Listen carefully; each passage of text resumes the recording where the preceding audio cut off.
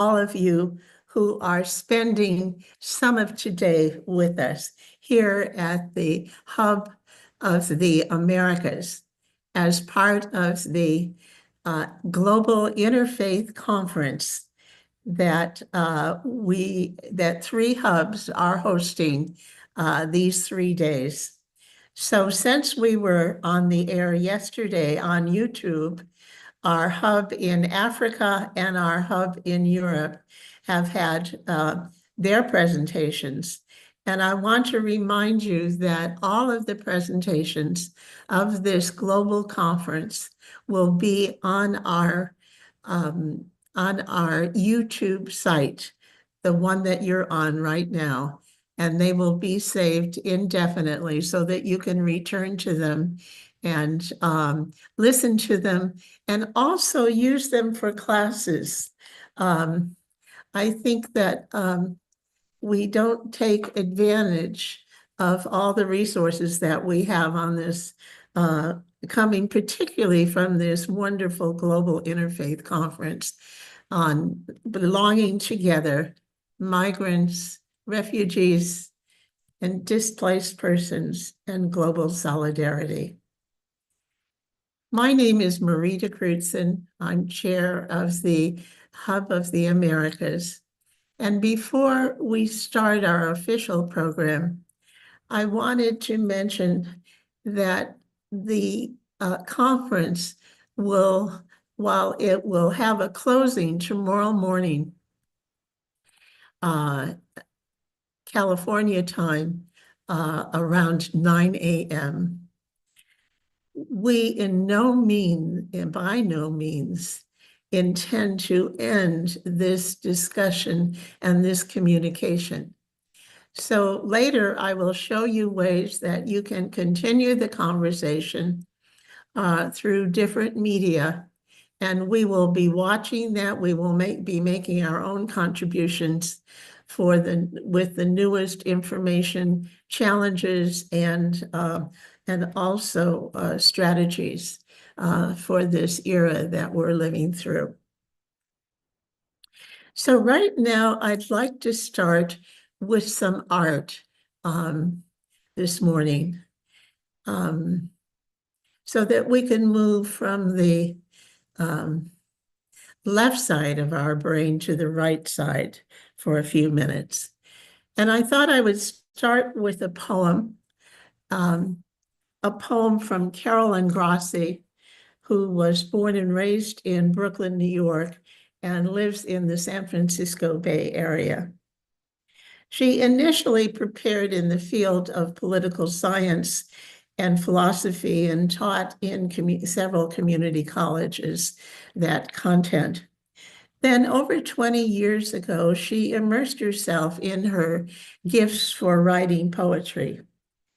And she has given poetry workshops here in San Jose, at Smith College on the East Coast, Santa Clara, and Yale. She's read with Galway Cannell, and also has been nominated for a Pushcart Prize in Poetry by the late Harry Ford of Knopf. She gave a workshop recently on Wagner's Ring Cycle for the C.G. Jung Institute of San Francisco. So that's a little bit about Carolyn. And now I will read her poem entitled Migrations, Immigrations.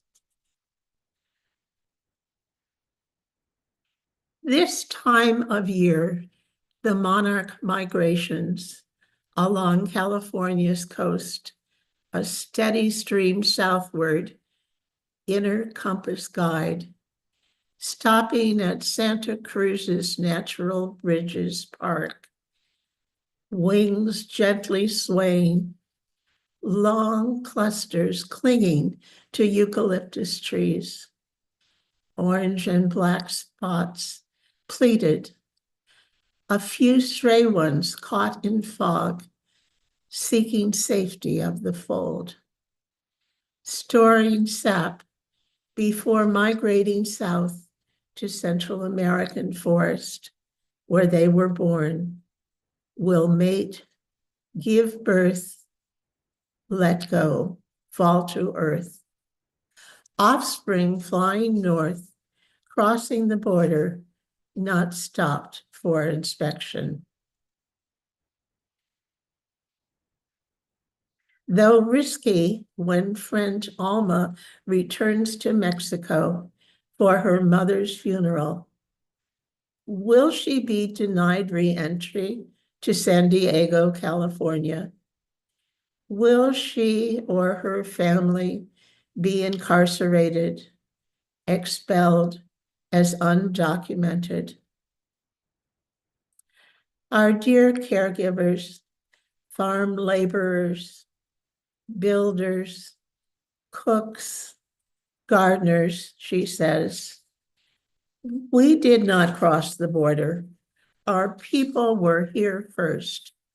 The border crossed over us. I'm flying back east, a nonstop from SFO to JFK, crossing over the Central Valley, Sierras, Rockies, Great Plains, basket bread of the world. Mighty, magnificent Mississippi, silvery wing tipped plain, banks over the Atlantic's Reese Park Beach, where I swam ages ago. My heart's racing, table in upright position, thump of wheels touch Queens, passengers clapping, bus ride to my hometown, Brooklyn. No passport needed.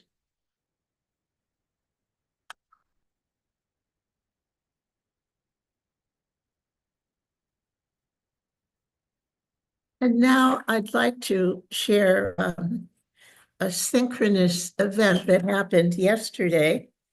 Our opening for yesterday's Hub of the Americas was done by Bishop Mark Seitz from El Paso. And in his talk, he mentioned an event that happened recently when he was in New York. And that was that he found himself in a park near the Statue of Liberty. And he found himself communing with that statue as though it were a living persona, speaking to her, asking about her feelings at this point in time. And he went on to speak about that for a few minutes. And ironically, another of our speakers yesterday, Jim Coates, at the same time, before he spoke, had done a cartoon relating to this Statue of Liberty, and I want to show it to you. Let's just drink this in.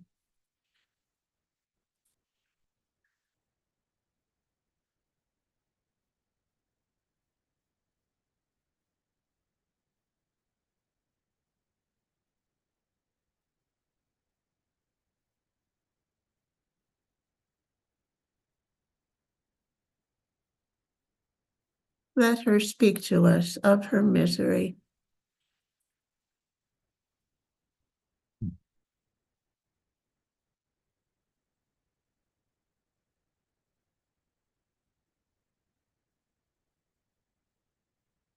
And now it's my delight to introduce Sister Norma Pimental.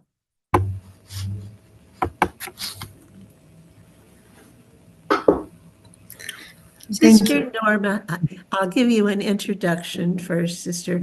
I can't tell you how honored we are to have you as our keynote for this second day of the conference. Our dear sister Norma Pimental has become one of the most recognized speakers in our nation today. As the executive director of Catholic Charities of the Rio Grande Valley,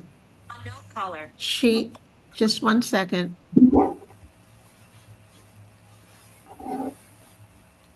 She oversees the charitable branch of the Diocese of Brownsville, the second largest Catholic diocese in the United States.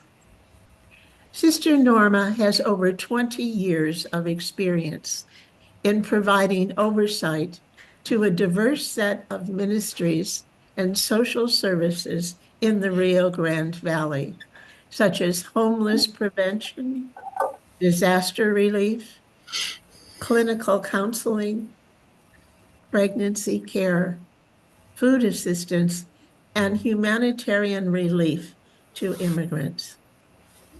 In 2014, during the influx of immigrants entering the United States through the southern border, Sister Pimental, with the support of the local community, established the Humanitarian Respite Center, providing a safe space for immigrants to rest during their journey to other parts of the United States. 10 years later, the Humanitarian Respite Center has become the largest respite center in our country, welcoming over 500,000 immigrants in the course of 10 years. More than just providing immediate humanitarian care, Sister Pimental has become a voice for immigrant families, reminding us that they are not numbers, but rather human beings who should be respected and treated with dignity. Sister Pimental holds a bachelor's degree in fine arts from Pan American University, a master's degree in theology from St. Mary's University in San Antonio, and a second master's degree in pastoral counseling from Loyola University in Chicago. She also holds over 5 honorary doctoral degrees from some of the most prestigious universities in our nation, such as the University of Notre Dame. Sister Norma is also an artist whose paintings have captivated numerous audiences. And so it is with great pleasure that I greet you, Sister Norma. Thank you.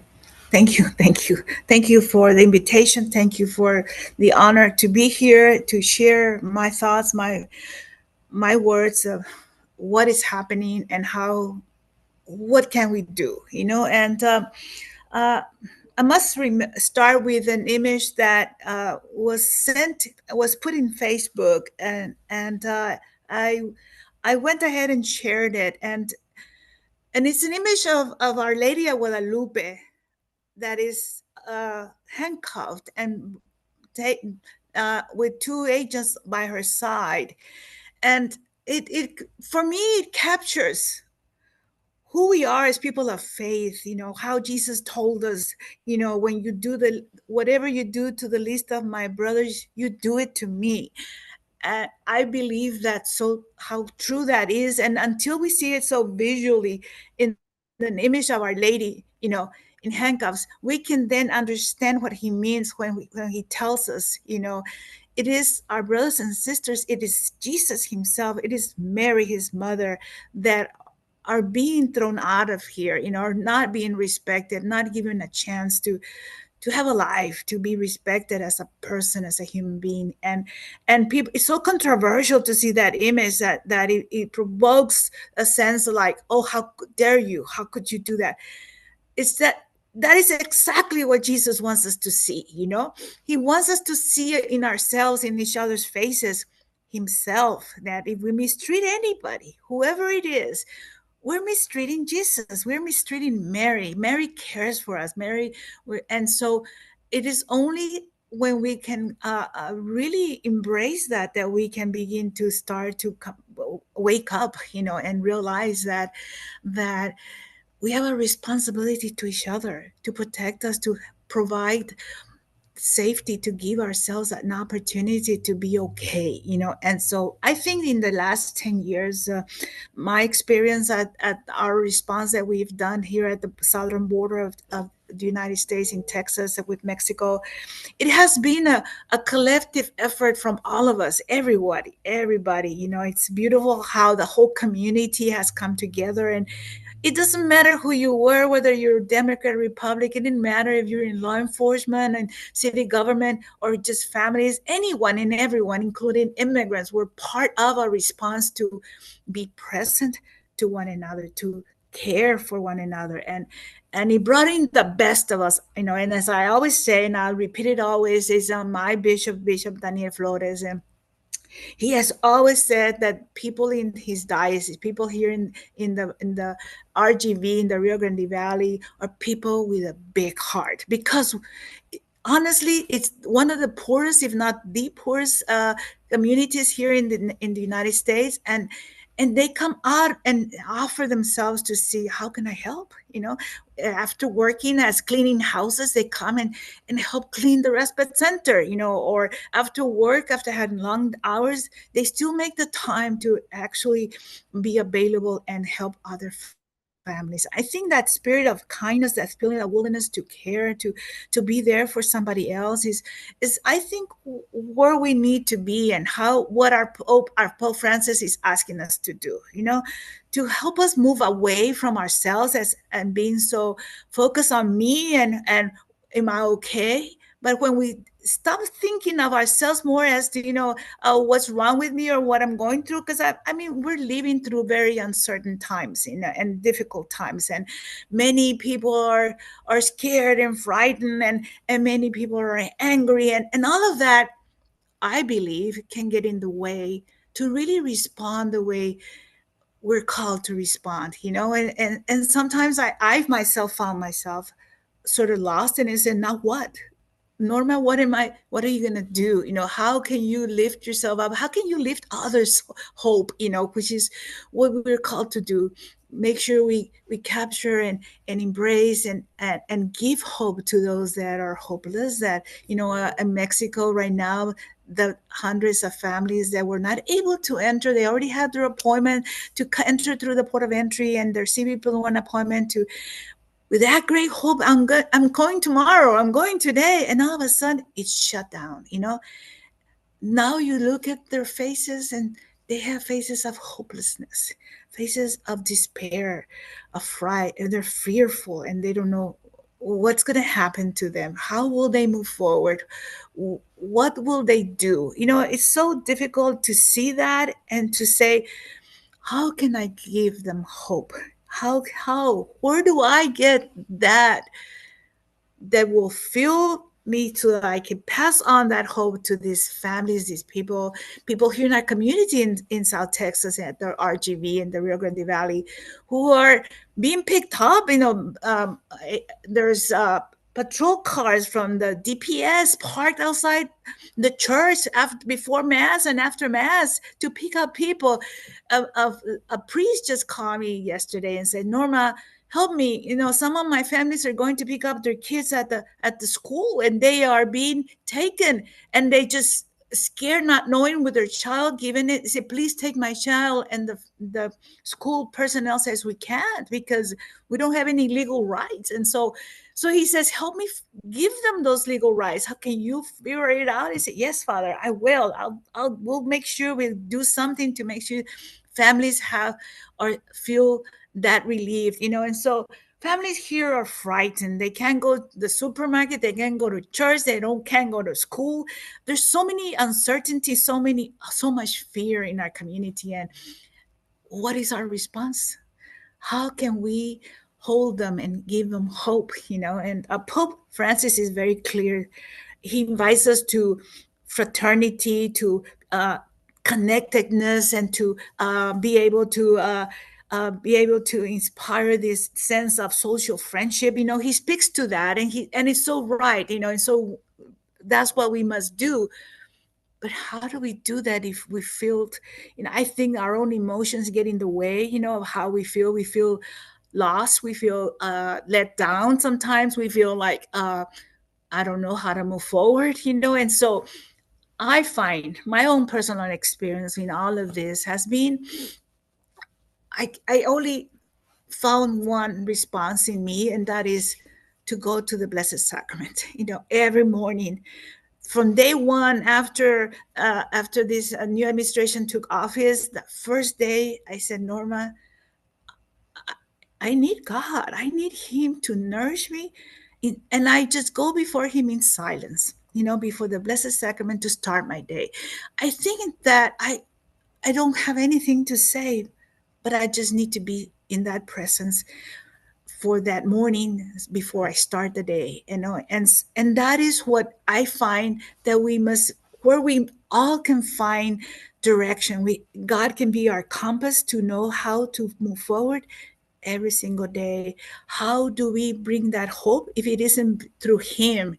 Because hope, the face of hope is Jesus Himself, and if we can share Jesus and what Jesus fills us with, that nourishment, that presence of living life, living water, I think that that's where we will be able to, more than anything, I think our emotions, our sense of being lost is what gets in the way, and that can be pulled aside and replaced by the presence of God Himself, that is allowing us to experience that presence of His, that brings us a sense of goodness, a sense of a place where I can find refuge, a place where I can be shielded from all the negativity and all the anger and all everything that could interfere and bring me down. And so I don't want my actions, my thoughts, my way of acting, my way of talking to be controlled by that, but rather by God, And the only way I can accomplish that, I think, and I feel more at peace and more present to God and letting Him guide me forward to understand better what I must do and how I can do that, and how we can invite all of us to come together and be one family, one community, one people, and it's a challenging times, and I think we can accomplish it if we really focus on the Eucharist as the focus of where we get our nourishment, our sense of of of meaning to our everyday life and what we must do, because um, I think that's where we start, and that's where it will lead us to where we must go, and things can definitely look better for all of us, because these are very troubled times, as Pope Francis shares with us, and we must not let that bring us down, but rather be lifted by that presence of God Himself, that will be keep us to understand and know and remember, and to others, how we can't always allow us to be that sense of how we bring peace to each other and to the world. And I think that's where we will find the answers, and we will find the how if we know the why, and the why is very clear, because it is what we're called to do, to build a community that really we can be there for one another, we can care for one another, and we have to hold strong to that, And so, thank you very much, and I hope that we don't despair, but rather look for dialogue and understanding as the means of how we can move forward. Gracias.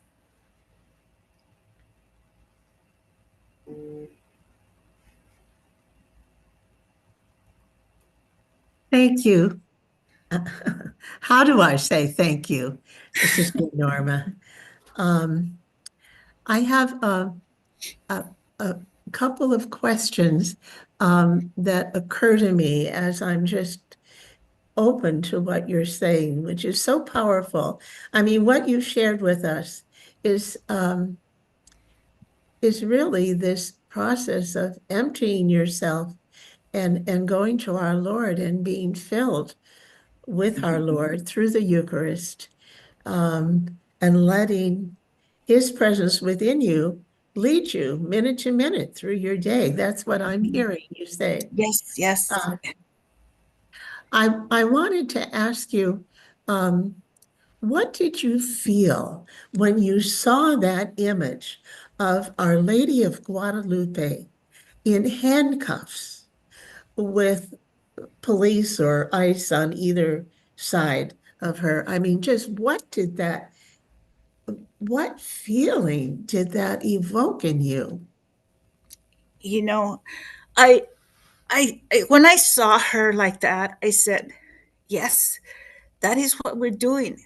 We are, when we throw these families that sometimes they're our neighbors, they're families from here, from our communities that are getting picked up at their own houses, and people that we know, that we go to church with, that people that possibly are our neighbors, and all of a sudden we see them taken, and that when I saw that image, it says that is what's actually happening.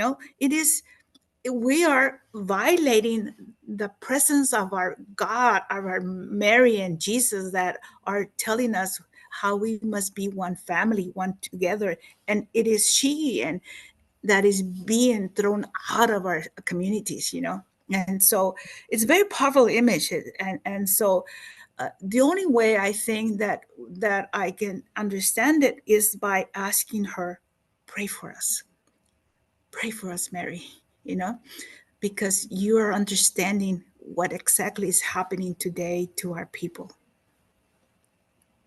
Yes, what I'm hearing you say is that rather than being shocked and frightened by this image, it turns you to start speaking to Mary because you realize that's what's happening in these in your neighbors, in these faithful people who are looking for a home and safety for their children. They come here and they're just treated with such lack of dignity and oppression. Um, um, Another question, you mentioned in your talk a priest calling you and describing his angst really in his situation where I don't know exactly if the ICE was or similar governmental figures were out in front of his church, or the situation of church being such a place of solace and strength and hope, and then the people go and they're very vulnerable to being um, you know having being captured and taken away.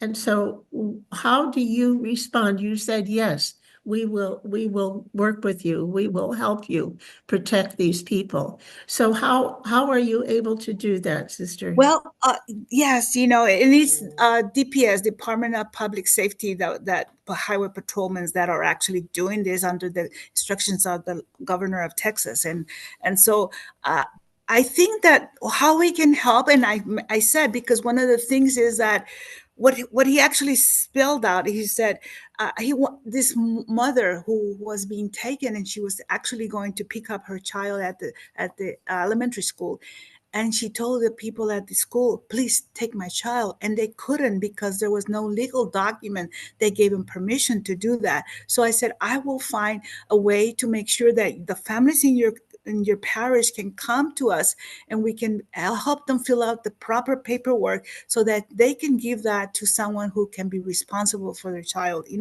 And so that's how one way of starting, and I'm sure there are many other ways we can help, but for sure that is one way. Give them a power of attorney that they can fill out, and they can then give to their families, so that way they feel, in case that happens to them, they know their children will be okay with under the care of somebody. But I'm sure there's other things that are needed.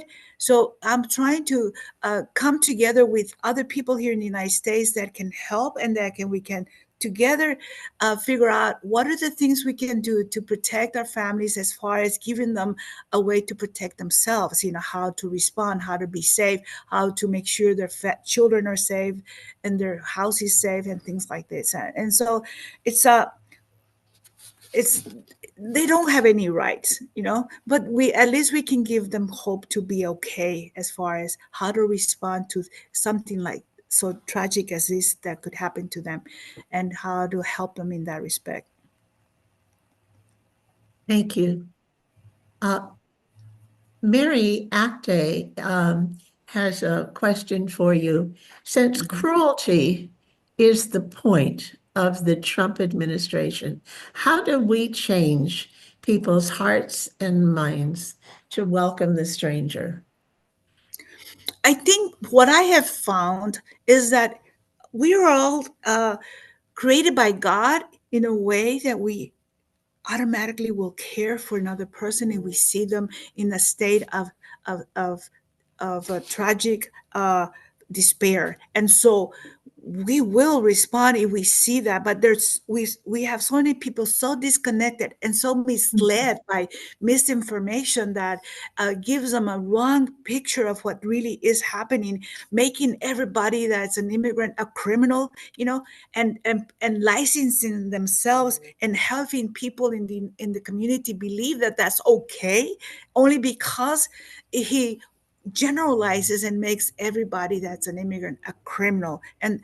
And we have to really give them back their humanity and the fact that they're not criminals. Yes, if there's a criminal, we definitely have to make sure that we can pick them up and put them away, but not just generally everybody, just for the simple fact that what makes you a criminal is the fact that you're an immigrant, and that is wrong. And so bringing back that humanity, that face, and Pope Francis says it very clearly as well. He says we must look at each other's faces, because when we look at their faces, we then understand their story. And so when we connect with that, it brings us a change in us, a different response in us, and a response that cares, that becomes actively involved in wanting to do something. And I think it comes down to that, allowing ourselves and helping others see that face of that child, that mother that was in distress, and when you're able to help share that face, then you will be able to understand their story, and you become actively part of that person, and so I think that's how we can change the narrative, change the truth of what really is happening. That's such wonderful advice, really. Instead of letting a veil of a stereotype or language that separates us, to look at the face of people, the face of those that we see, and it does evoke that humanity within us to respond. Yes. I've seen it. I've seen people change from 100% against what I'm doing to 100% saying, "Sister, I'm with you 100%." Oh, And it my changes word. only because they saw that face. And this is God acting in us and connecting us with one another. Marvelous. Sister, I'm wondering, Bishop Seitz yesterday was talking about our needing to build community in new ways, and to do it in interfaith ways, for example. And I wonder if you have any experience, sister, in having people of other faith join you, or in forming coalitions or anything like that. Yes, yes, yes. Of course, since day one, when we came together as a community here in South Texas and at the RGV, everybody, all of us, from Catholics to Lutherans to Methodists to Presbyterians to Jewish to evangelicals, everyone was part of who we were. It was one church, no difference. We all believed in the same thing, in protecting and restoring the dignity of these persons that we were seeing in our community. And to this day, we have groups that come. I mean, all this week, I have received groups of pastors, whether it's the Baptist community or whether it's the evangelical community, from different pastors from throughout the United States that come to witness and to hear and to want to understand what's happening and how can they preach to their people in their church, and they feel inspired and they feel like they want to be part of, and that's the only way we can do it together as one, one community, one faith, one church.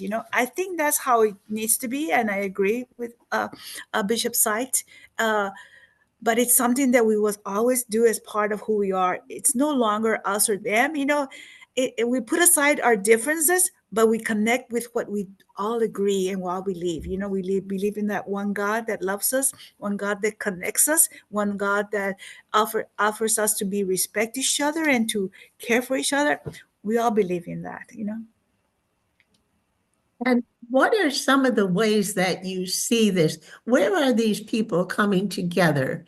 Are they doing it in the streets? Are they circling schools?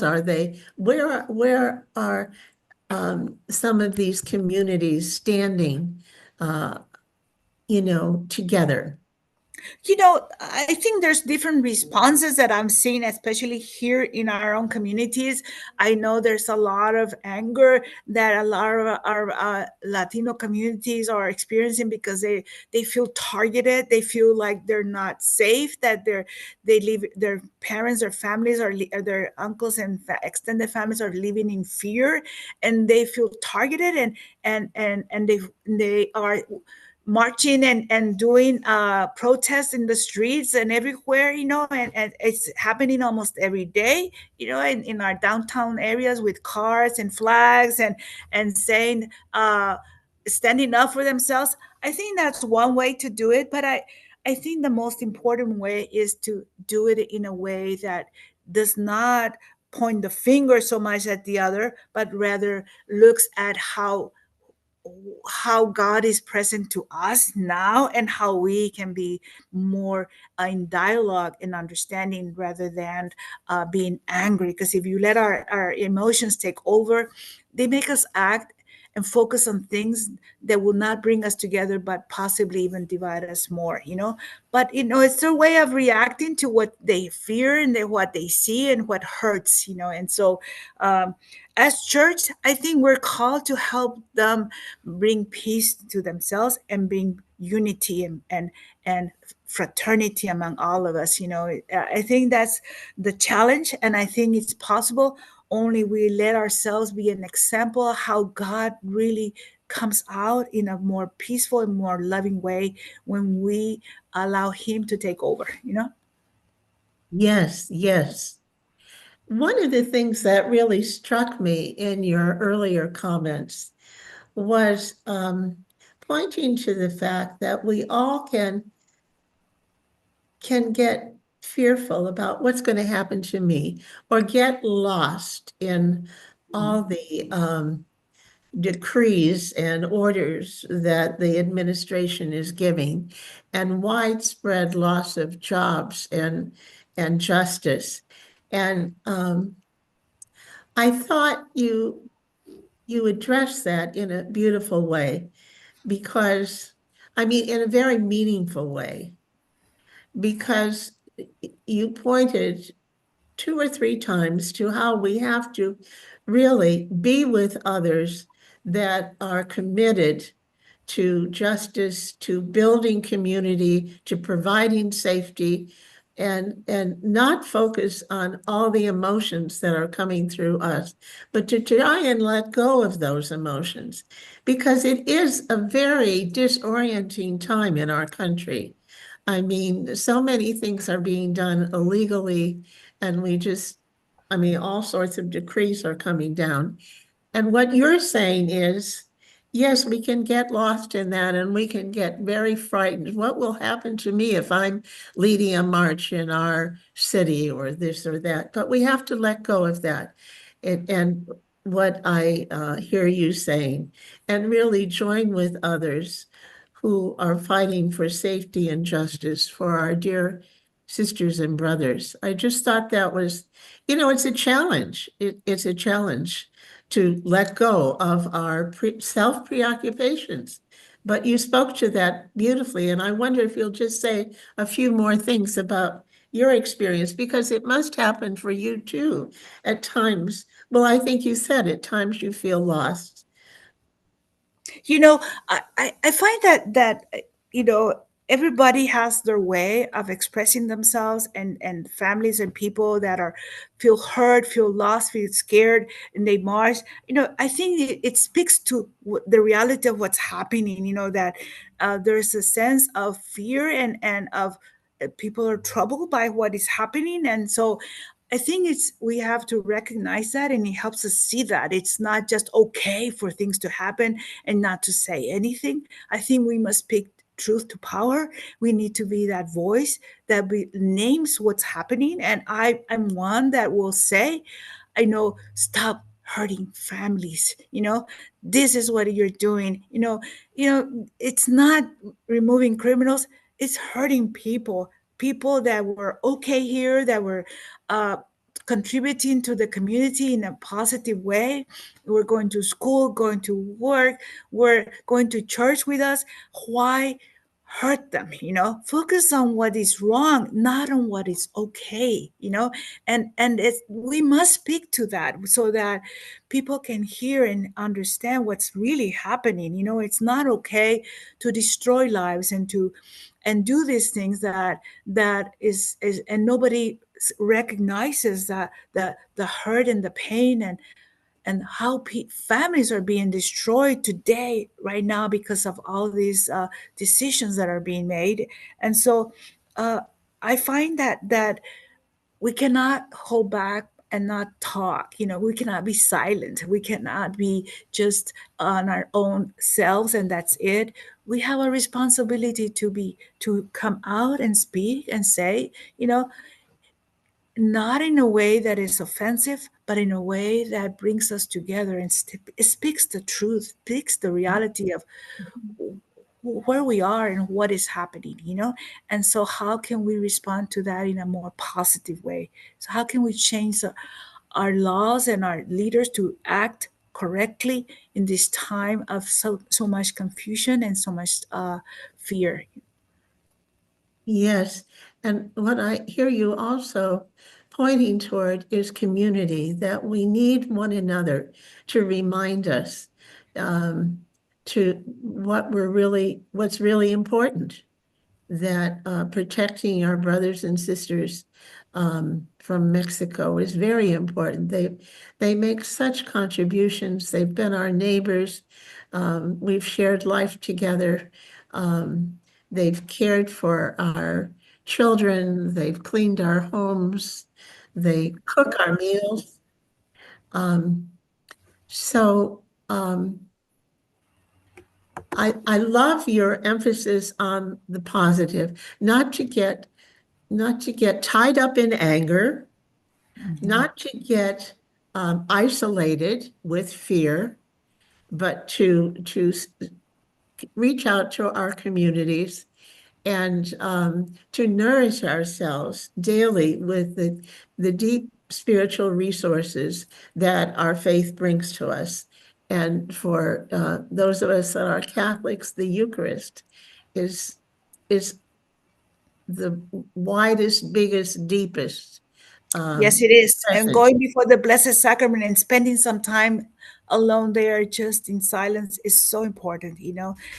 Just sit there, in God's loving presence, and don't say anything. Just be there. I think we need that every single day. Thank you, sister. So are there any other thoughts that come to you? But the only thought that comes to me, as far as is how every day is an opportunity to be able to make a difference in your community, in your life, with your family, with others, to make something good in ourselves and in others. it's an opportunity to come forward and live life in a very good way. I think kindness is something that we must overdo, and as Pope Francis once said, I think some time back, he said, go to bed tired doing good. I think that's what we need to do. We do need to do a lot of that, a lot of goodness, a lot of good, how we treat each other, how we welcome each other. Don't forget to be good to each other. I think that's the best model and best way to end our day every day.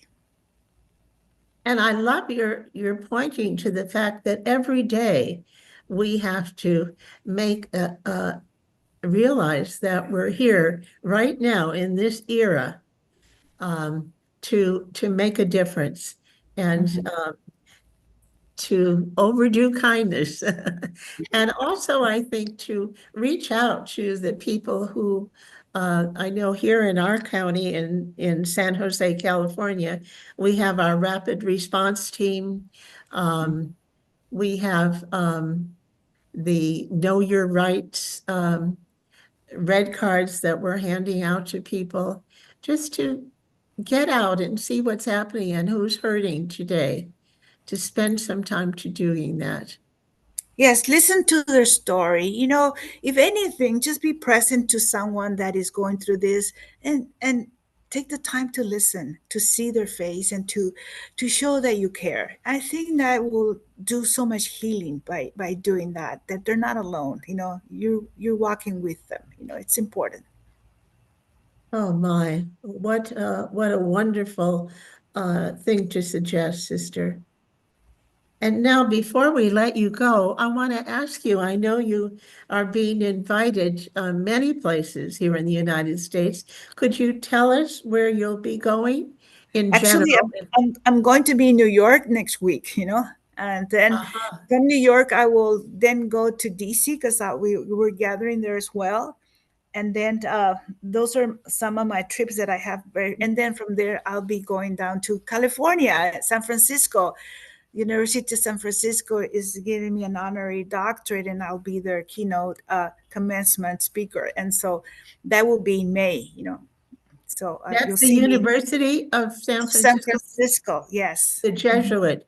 Is that the Yeah. Jesuit Yes, school? yes, yes. Yes, okay. Well, we'll find out that Yes, I look be able forward to to see seeing you you in there. person, Yes, give you a hug. definitely, and I will share that hug that I always get from our Holy Father every time I have a chance to see him. So I always like to share that. Oh my, yes. Well, how can I thank you? Thank you for who you are. Thank you for following, really being so open to suffering, the suffering of our brothers and sisters, and showing us the way, giving us all sorts of really very personal ways, as well as strategic ways to listen and reach out to those in our neighborhood who are suffering. Thank you, I Marita. just can't thank you enough, sister. Together we will be one. Thank you. Yes, yes. Bye bye. Have a good day, Adiós. sister. Gracias. Thank you.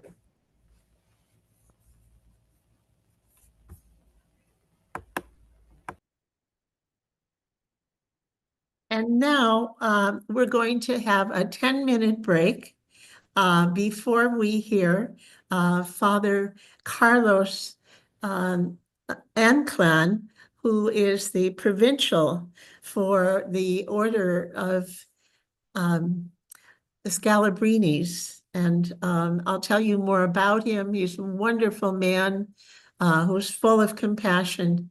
And so we'll take a 10-minute break, and we'll be back at 10 o'clock.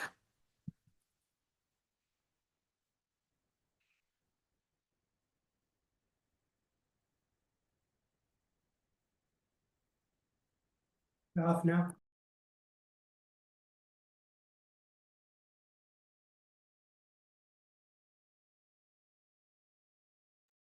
Hello. Hi, this is Kumi Naidoo. I just wanted to know, I was told that my session was 2:40 Brazilian time. It's now 2:50. I just wanted to know whether your program has changed, and it's fine if... Oh, Naidoo, Kumi, it's so good to see you. You're can you move your face up a bit? Sure. Good. It's good to see you. This is Marita Gertson. Hi, Marita. Hello. Now, let me see. Maybe I we did the wrong time translation. You are scheduled to go on in 1 hour. Oh, that's a problem, Is it a unfortunately. problem? Yeah, because I have a hard stop. I have another meeting which I'm chairing, and basically that goes on. It starts in an hour. So It I'm starts in an hour? yeah, I'll just read you actually, maybe I can just put what you all sent me. Because it was very... Let me see. Let me see. Well, I think we need to solve the problem right now. Our father, So what it said... CEO Carlos is here, and I wonder if we could possibly, Father Carlos, can you unmute? Are you there? Yes, I'm here, Marita. Oh, hello. Thank you. Hi, how are you doing, Good to see Marita? you. Just fine. Now, we've run into a schedule problem. Did you hear that with our Yeah, I hear. I was here. I heard what Kumi said. I wonder if we could have Kumi go ahead and speak for maybe 30 minutes. Would you be able to change your schedule? I don't want to impose that on you. Let me see. Yeah, we can do that. I can rearrange my afternoon schedule. Yeah, but Oh that's my, okay. you are so kind. We do that. So, Thank you so so, much. I just posted in the chat your message from your team, which said, our preferred day and time for Kumi to speak are, and it says 2:45. It's already 2:53 here now. So I'm sorry about the confusion. This is what I've had in my schedule for a while now. And I'm very well, heavily scheduled, I'm afraid. So I've got... yeah, so let's go ahead. Let me ask Yusuf, are we live, Yusuf? No, Yes, you we gave are live. We are people... live. You gave Okay, people... fine. But- So what we will do is go ahead and introduce you. Do you want to Kumi? wait for your break that you gave people? No. We'll just go right ahead. So I don't know how that happened, but thank goodness you're here and you're willing to share your words of wisdom and encouragement with us. So Jerry will introduce you, and then you can start presenting. So, okay, if we can just if you can turn off those slides for a moment. Sure. Jerry will introduce you. And then you go ahead. Okay.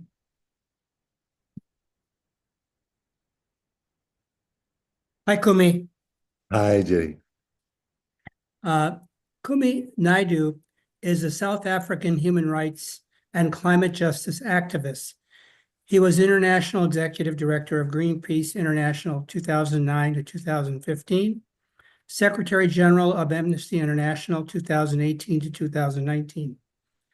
Then Kumi Naidoo served as Secretary General for 10 years of Civicus, the International Alliance for Citizen Participation.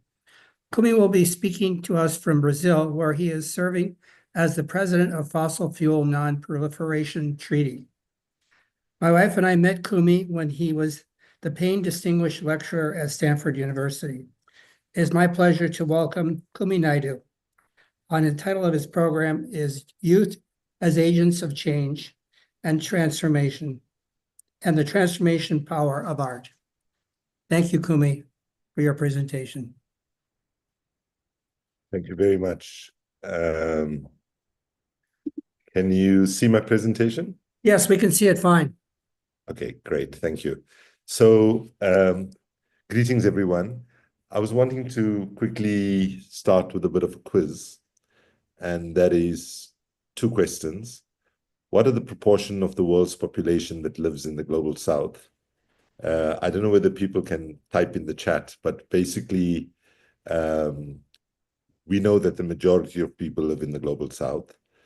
But what will be shocking for many people to hear, that actually 88% of the world's population lives in the global south. And when you use another frame, what proportion of the world is people of color? And 9 out of 10 people in the planet are people of color. Why I present this right up front is it has huge implications for the question of migration. And, you know, I just saw Keanu Reeves, the famous actor from the US, make the point that if you look at the United States, the only people who can claim not to have migrated to the United States are Native Americans. And when we look at how historically the injustices of genocide and mass murder and so on was conducted in creating various societies, we have to not, if we want to understand how to get out of the crises that we have to understand the historical injustices and how they happened and how they played themselves out in the present. Then the second question, where are we with addressing the question of climate change? The science told us that we needed to be at 1.5 degrees of collective warming since the start of the Industrial Revolution, when we started burning oil, coal, and gas, or I should say coal, oil, and gas in that order. The science told us for a long time we need to be below 1.5 degrees, and we've just hit 1.5 degrees. And so we are in a very precarious situation, and we are in heavy, high levels of denialism of how serious things are. But the moment we find ourselves in has been described as the poly crisis. We've seen how the global financial crisis in 2008, 2009, and COVID has pulled back the curtains on the failures of all our current system, our economic system, our food system, our transport system, and particularly our energy system. So we're also seeing in this moment a convergence of multiple crises. Some of us have called it a boiling point. Some of us have called it the perfect storm. And what we see is the rise of fascism in the United States, and globally, we see the deepening inequality. We see the deepening levels of violence against women and so on. And I would argue that the decade that we find ourselves in is probably the most consequential decade in human history, if the climate science is to be believed. And that is, if we don't make significant changes by reducing our addiction to oil, coal, and gas and shift to renewable energy, we are in a deep crisis.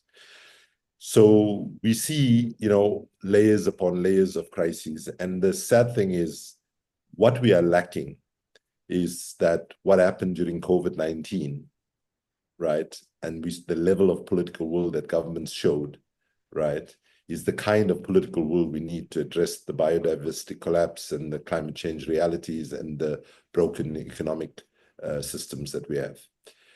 So the urgency of climate change has been underscored by increasing extreme weather events. We don't need the science anymore to tell us that it's happening. And of course, this is one of the biggest drivers of migration and so on. And in 2002, there was a study done by the Rand Corporation that found that in the coming decades, the biggest threat to peace, security, and stability will not come from terrorism or climate or conventional threats, but will come from the impacts of climate change.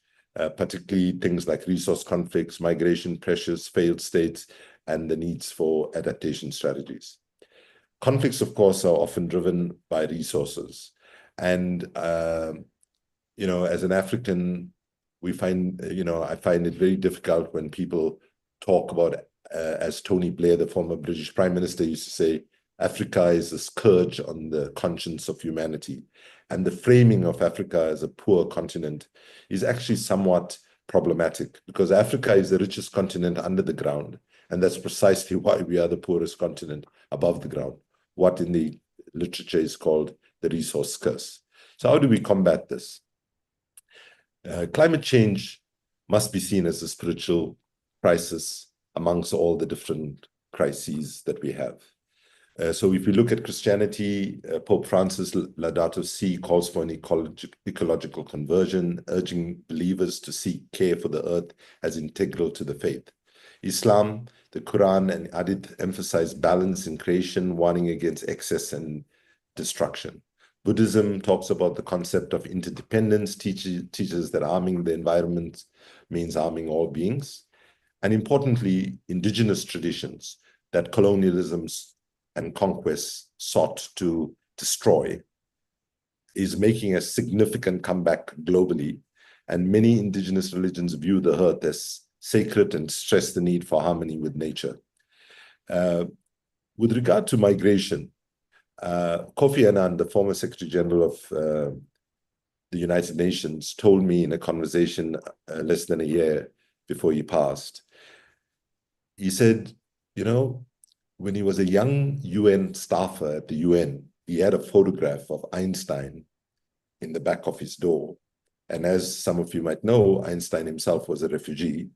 And in that photograph, he's carrying a bag on his back of belongings.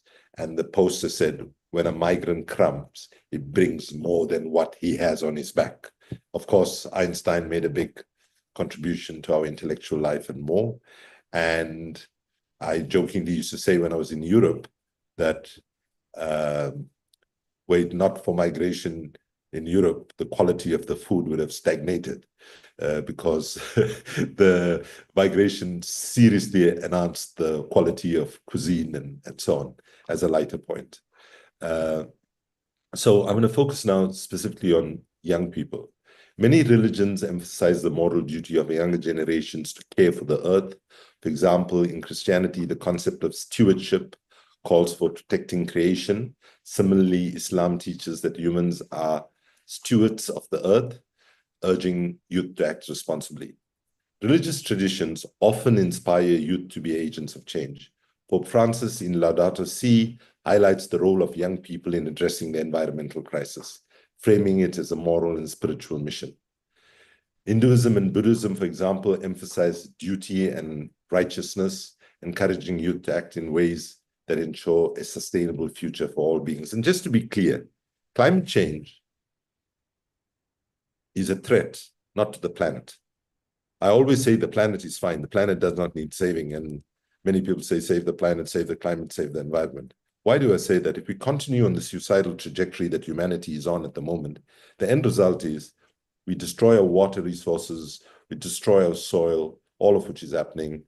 We warm up the earth to the point where we cannot grow food because either it's too hot or rains are coming when they shouldn't or not coming when they should, and so on. So we have to understand that the struggle to avert catastrophic climate change is nothing more, nothing less than protecting our children and their children's futures. So intergenerational justice, which Hinduism and Buddhism emphasize, is something that we should hold very, very dear. I lost, so my son was a very popular musician in South Africa. He was a rapper and hip hop artist. And in early January, after the passing of Desmond Tutu a few weeks earlier, he sat his mom and I down and said, folks, I need to tell you you're not good at what you'll do. Because as teenagers, you've been fighting for human rights, democracy, gender equity, and so on. And when we look at the world today, all these issues are going in the wrong direction. So why don't you just chill, spend more time with us that you should have spent when we were growing up and with your grandkids? And then when I asked him, well, why is it you think we're failing? He said, well, most change agents, whether they come from the faith community, whether they come from the trade unions, NGOs, and so on, the mistake you'll make, he said, is that you'll aim most of your messages and your narrative at the brain and you ignore the heart, body, and soul.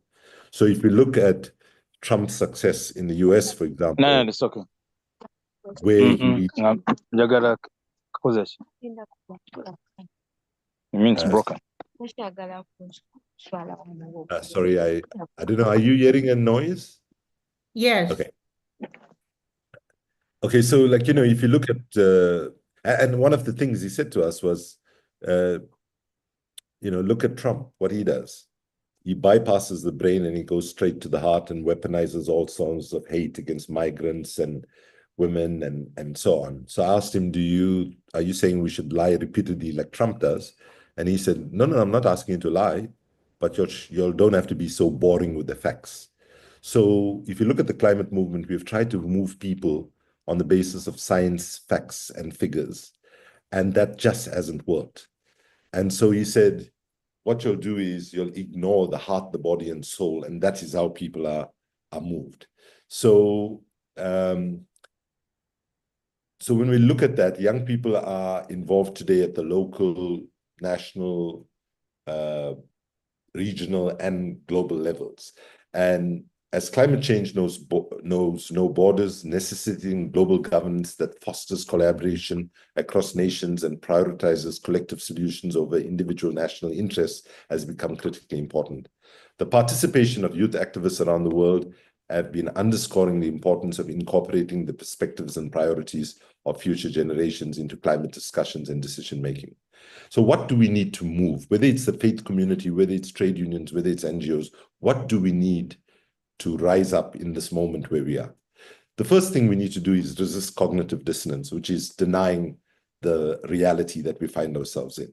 So we have to recognize that we are running out of time quite fast. So when we ask the question where we are with regard to climate change, I would say the window of opportunity has shrunk, very, very small right now. But it is not completely closed. For the 450 people from my home city, Durban, South Africa, that perished in 2 days of flooding 2 years ago, it's too late for them. For the people who died in the Los Angeles fires and the flooding in the Carolinas and Georgia and so on late last year, it's too late for them. However, we still want to believe that that small window of opportunity through creativity, faith, courage, and activism can be broadened, and ultimately we can reverse the suicidal trajectory that humanity is on. The second thing we need to do is act with greater humility, right? Recognize that none of us are sitting with all the solutions. And if we go to the people, whether they are people of faith or not, and say to them, oh, I, Kumi Naidoo, know what we need to do, and you need to do A, B, and C, that's not such an inviting proposition for people to get involved. But if you say to people, come join us and let's travel in that direction, let's increase the level of compassion, let's increase the level of gender equity, let's reduce the level of carbon emissions. And we know that's the direction to go, but exactly, say on carbon emissions, exactly what the mix between solar, wind, geothermal, and so on might be, we might have all different views on that. But if we have embrace a culture of, and another way of putting it, to recognize the power of recognizing that we do not know everything, right? The power of not knowing and not deluding ourselves into thinking we are sitting with all the solutions is something that this moment of history desperately calls for. The next thing we need to do is turbocharge intersectionality. One of the major weaknesses of the Western environmental movement was framing climate change as an environmental issue rather than a cross-cutting issue. They should have framed it as an economic issue, as an issue of faith and spirituality and so on, which sadly didn't happen. So climate migration is one of the impacts of climate change, right? And so, you know, what do people do if you can't grow food or access water where you are? People are going to move. It's happened throughout history, right? And sadly, if you take Africa, for example, which has contributed as a continent least to the problem of climate change, we are the ones that are paying the first and most brutal price. So therefore, we talk about not simply we need climate justice, we say we need to reverse the climate injustice that we find ourselves in. Just to say that the major cause of climate change, it's obvious, but I should say, is that 80% plus, some say 86%, of the main driver of climate change is the burning of oil, coal, and gas. It's totally, with the exception of Donald Trump and some Republicans, basically, even the Saudis don't deny the science anymore, right?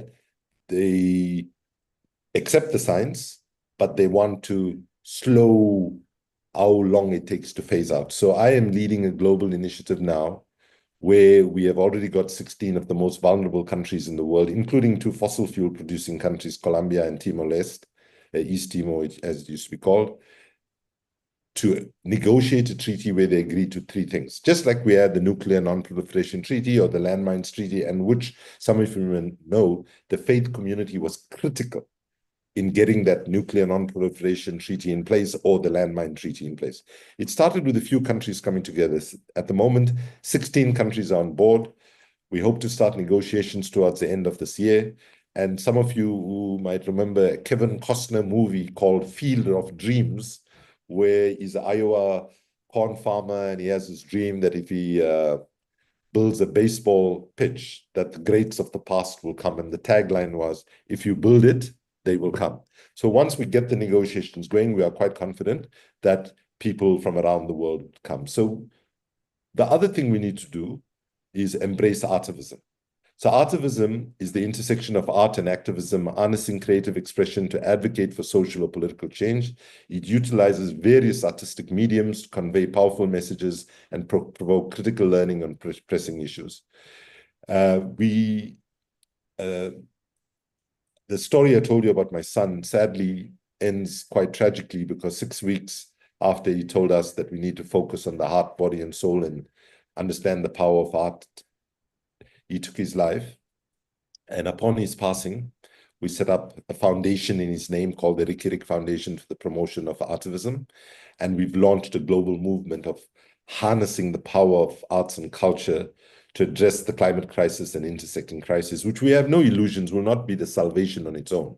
However, I am now convinced, after 45 years of activism, that failure to harness the power of arts and culture to reach ordinary people will guarantee that we will fail.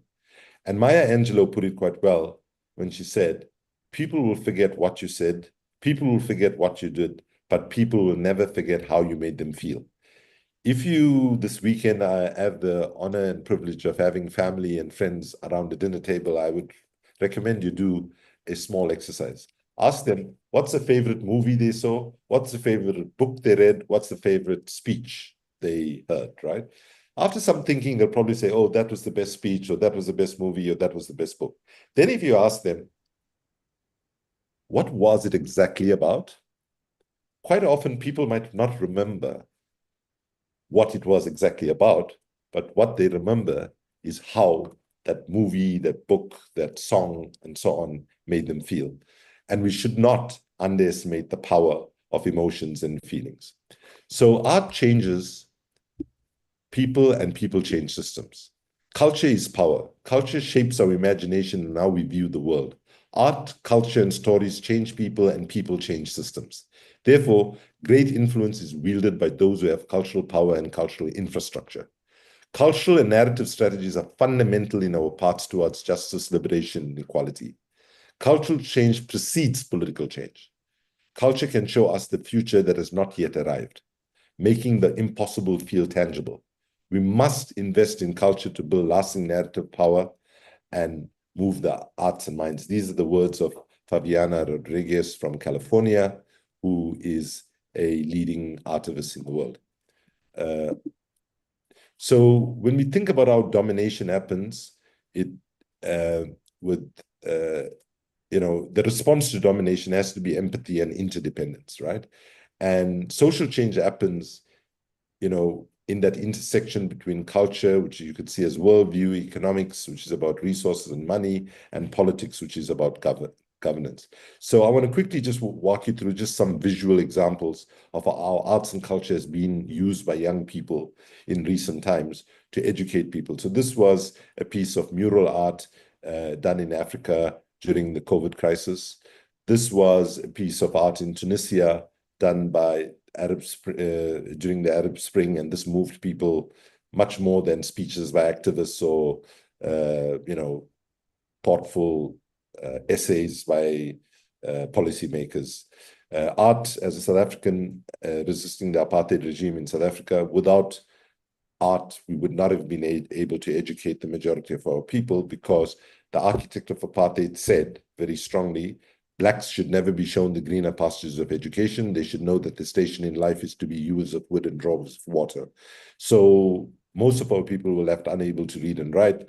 And had we not used various cultural forms from song, dance, theater, and so on, we would never have been able to move people on the scale that we need to. In Senegal, this group of young people called Yenama, which means enough is enough, or musicians, organized and got a president who was seeking to change the constitution to run for a third term to back down and protected democracy there.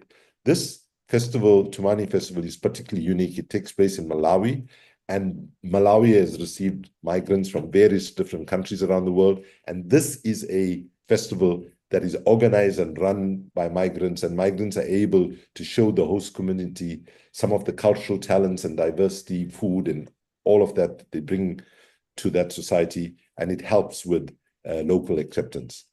There's an institution called the United Nations UN Live, the Museum of the United Nations, whose board I serve on. And for example, if you look at the top left-hand corner, Sounds Right is a new initiative that we launched last year, where musicians use the sounds of nature in their music. And if, say, for example, they make their song and 5% of that song is the sounds of nature, waterfalls, birds, or whatever, then 5% of the proceeds of that song goes into a fund to support indigenous people's efforts to protect biodiversity in different parts of the world.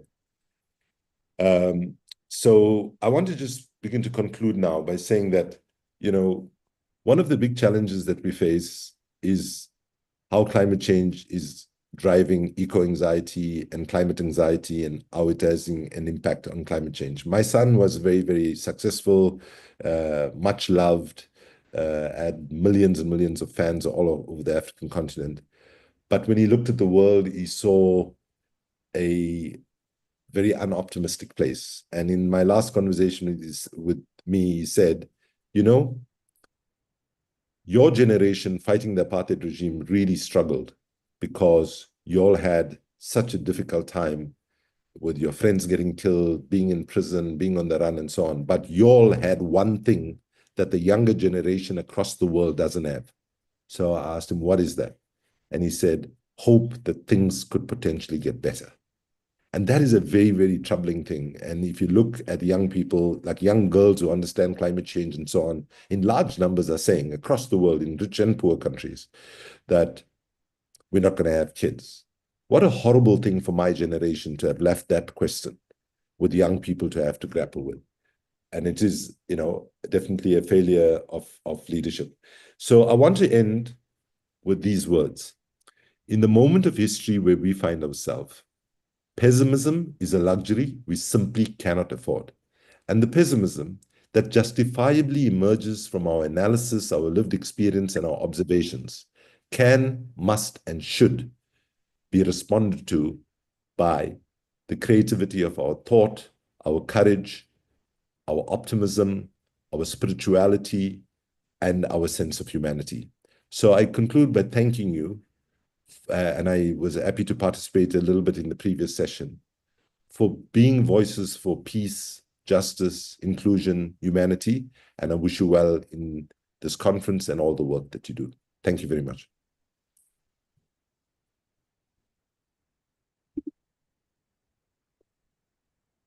Thank you so much. Kumi, you created a canvas, if you will, of that was very enlivening as you challenge us, and your son challenges us to look at the heart, body, and soul, and to see how we can work, move from our left brain, as they say, to our right brain, and connect more with human beings, and not emphasize the figures as much as the connection and what gives us life, and creating art to dream with, to embody our questions, engaging young people. I'm wondering, in terms of engaging our young people,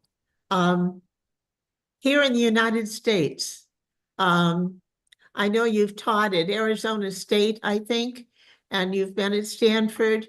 Can you, I don't think we're involving our youth in, for example, in part of the multi-crises that are going on, and that is in the deportation and criminalization of our migrants. And what are some of the ways to address our youth and to engage them, to sit with them, to listen to them, to work together toward our dreams? Marita, I think that you asked a good question and you half answered the question. All the words you said towards the end is exactly the answer to the first part of the question. We need to sit with them. We need to listen to them. We need to learn from them. We need to recognize that we are not the only custodians of power and knowledge. If we were so brilliant in our generation, why is the world in such a pathetic situation right now? And that's why I stress the critical need of humility in all leaders right now. And sadly, we have far too many leaders who are obsessed with their own sense of self, and that they are holders of absolute knowledge. You know, if you take the recent situation when we had the tragedy with the plane crash in Washington, D.C., right? You know, the President of the United States blatantly said that I have a sense that it was because of DEI, basically saying it was people of color crashed those planes because of incompetency, right? And then, you know, you had people of color all over the United States and in all of the world, actually, sitting and saying, oh my God, please, please let those pilots not be people of color, right? It turns out the pilots were actually white, right? So we have to recognize that we're dealing with misinformation and disinformation on a scale that we have never encountered before, right? You got the richest man in the world who essentially has bought off the government of the United States, as it seems to us outside of the United States at the moment, right? But he's not just wealthy, but he controls one of the most powerful communications arms that exists in the world, which is Twitter X, right? And now Mark Zuckerberg and Facebook have fallen in line, Bezos has fallen in line, and so on. And so it's a very, very troubling time. And young people are, I think what we need to do with young people right now is create space for them. Create space for them. And maybe I'll end with this thing. You know, one of the things people in our generation and older used to love saying is young people are the leaders of tomorrow. If we accept that, and I say this to young people all the time, if you accept that, there will be no tomorrow for you to take leadership.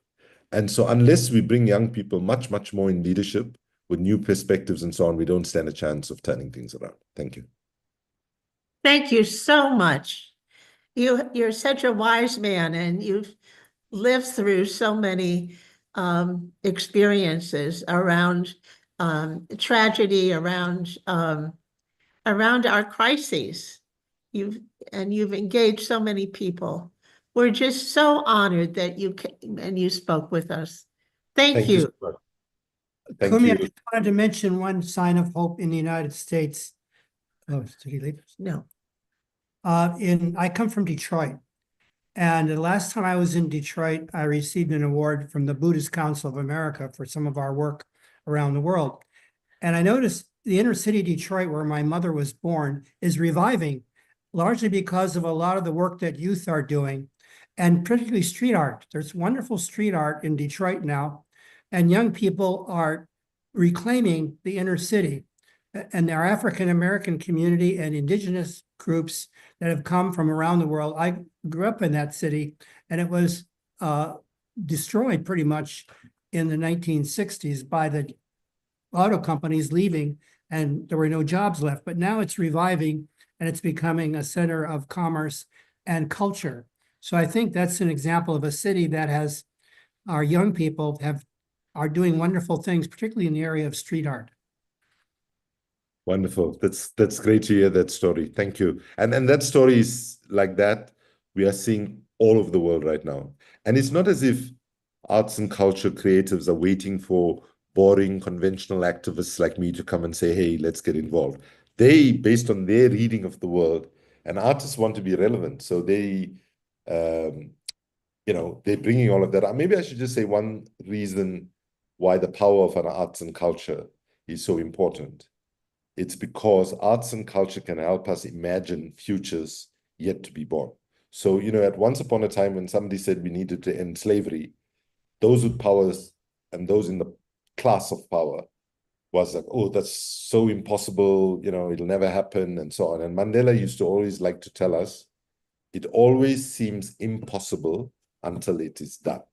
And so I urge you to push back against those who say creating a world that is where there's full gender equality, creating a world where we can have more tolerance and inclusion of diversity of all sorts, including sexual orientation, creating a world where the economic benefits that God has given us is shared in a more equitable way, not in a way where a handful of people control the world and have such huge amounts of money that they don't know what to do with other than to engage in fanciful projects. So, and the list is longer, but what I would say is don't accept that the world we live in is the best that humanity can create for itself. Say to ourselves, we are better than that. We are better than that. We have to show compassion to migrants. I mean, the US, it's ironical, was a whole society built on migration in a way, right? Historically speaking. And now to have this kind of approach is just a negation of history, negation of humanity, negation of community. And I think what y'all are doing in the different spaces that y'all are in is the kind of leadership we need from the faith community. And I really thank you for that. Thanks, everyone. Thank you very much. And thank the Reverend who's coming after me. I really appreciate your flexibility in swapping with me. I really appreciate it. Thank you. Thank you. Bye-bye. Bye.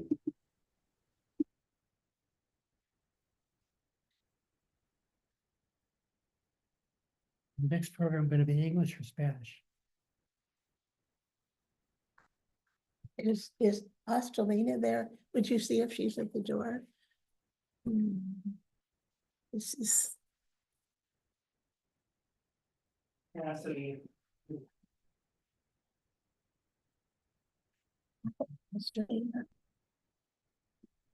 Sit right here, dear.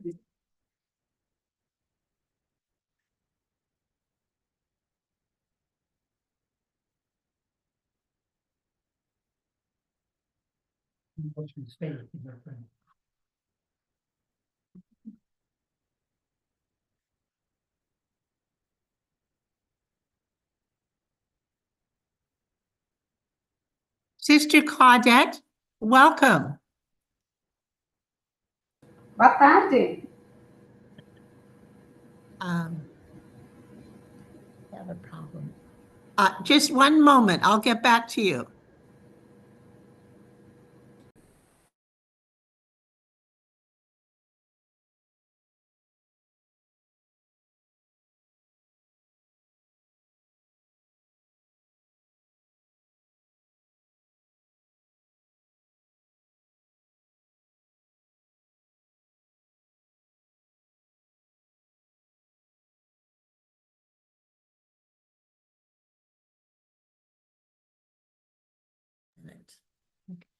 Oi, Claudete. Zascalina. Sim, boa tarde. Boa tarde. A Marita tem uma pergunta. Ela gostaria de saber se você pode esperar 30 minutos para o teu speech. Sim, posso? Pode? Não tem Posso? problema nenhum? Não, tranquila. Porque ela está tendo um pouco de problema com o horário. Se você pode esperar 30 minutos, seria perfeito. Tá bem, então, pode Tá ser. bem? Aguardo. Tá bom. Então, até daqui um pouco. Sempre. She says yes. Gracias. Obrigada. Muito bem.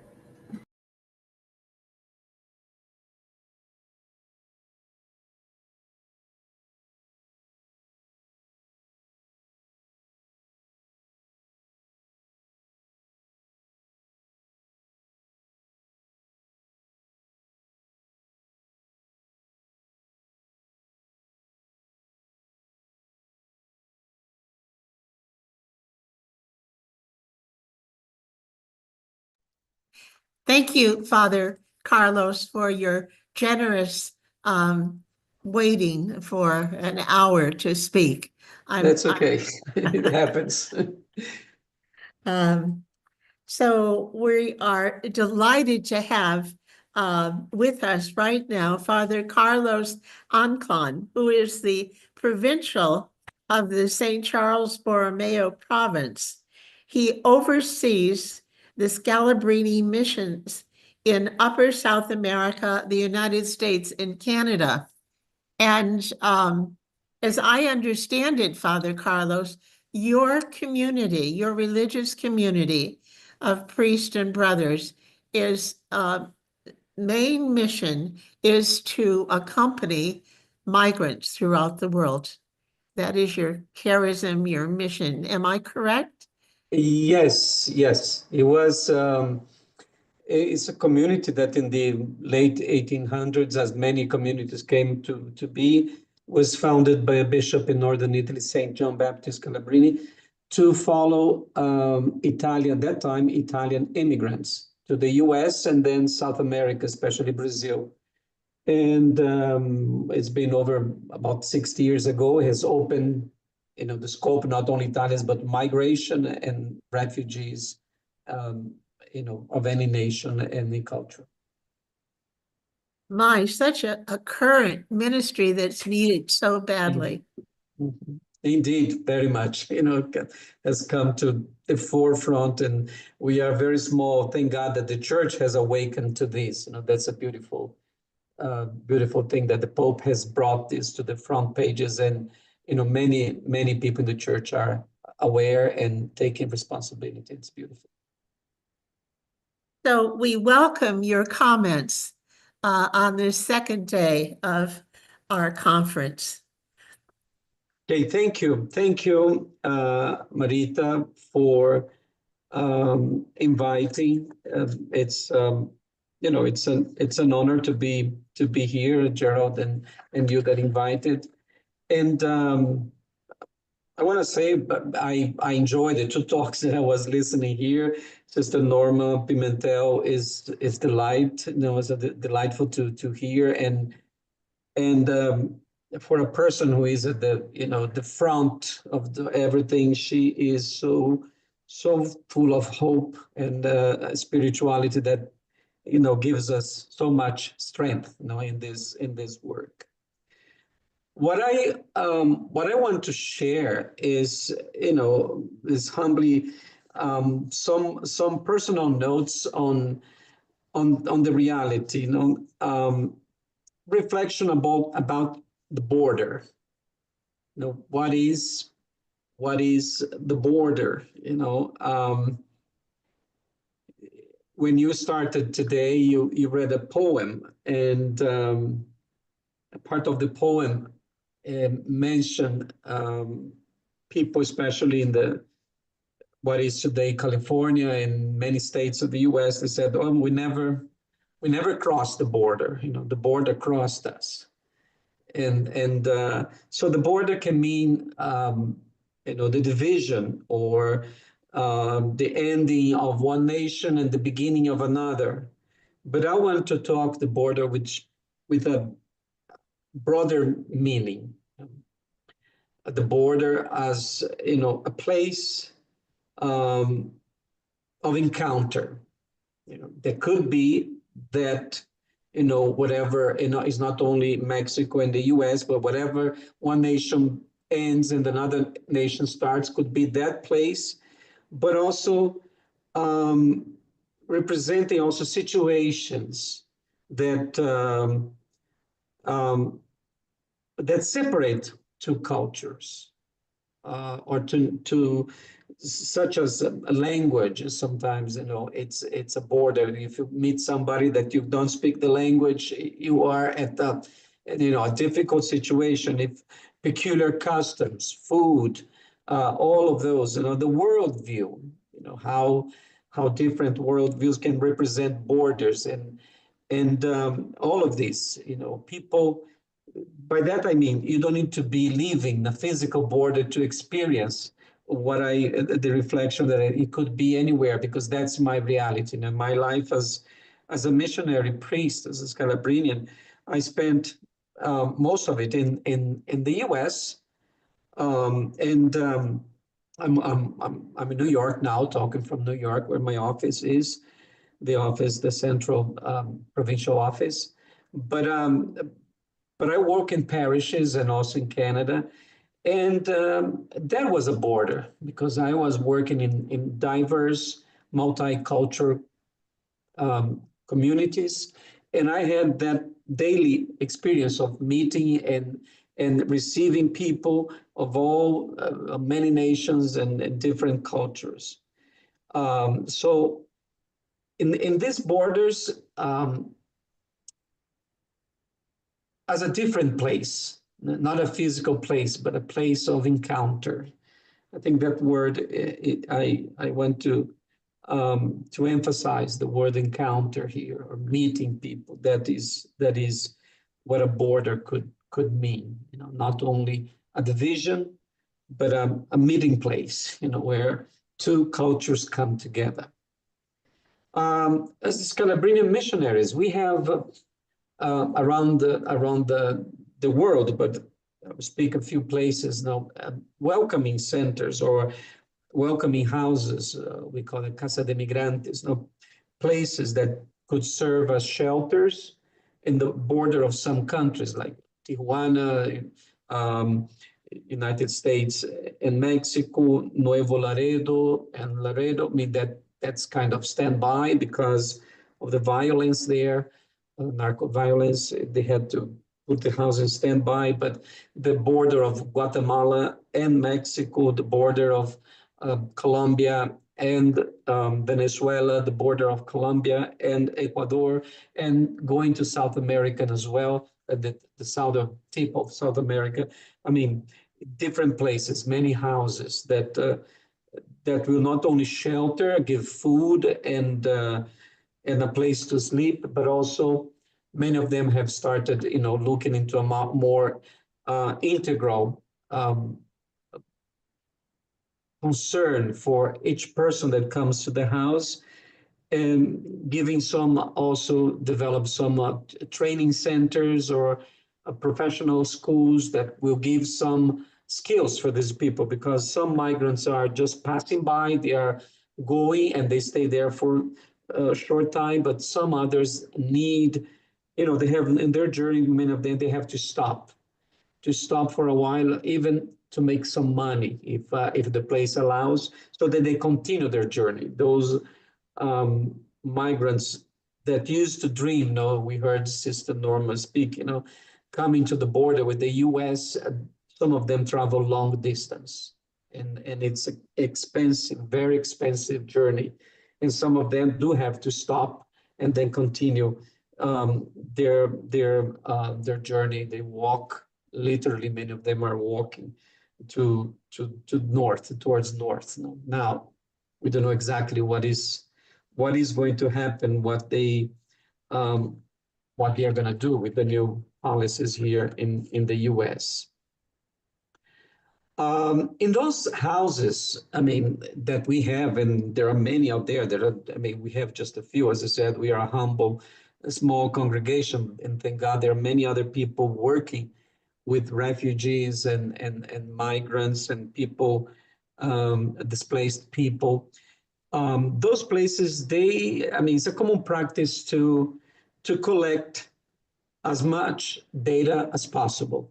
Name of people, where they come from, where they're going, how to, all of these. And that is very valuable. And we can find everywhere statistics. When you say valuable, it is valuable. No, although they look for statistics, how many came in, how many from where are they going, and the first time they stopped by, second time. But there is a danger when we talk about so much on statistics, on numbers, and the danger is dehumanizing the whole process. We talk about numbers, we talk about what is typical of the statistics, the percentage of these, how many are elderly, how many are children, family, men, women, and the whole process of welcoming, of meeting, or this encounter with these people that are deprived of so much in their lives because they are basically expelled from their native place or their home countries, homeland, and the search for better conditions for themselves, especially for their children. So I think one thing, the experience of this is look at the human person behind the whole story, that they all have a history. They all have a reason.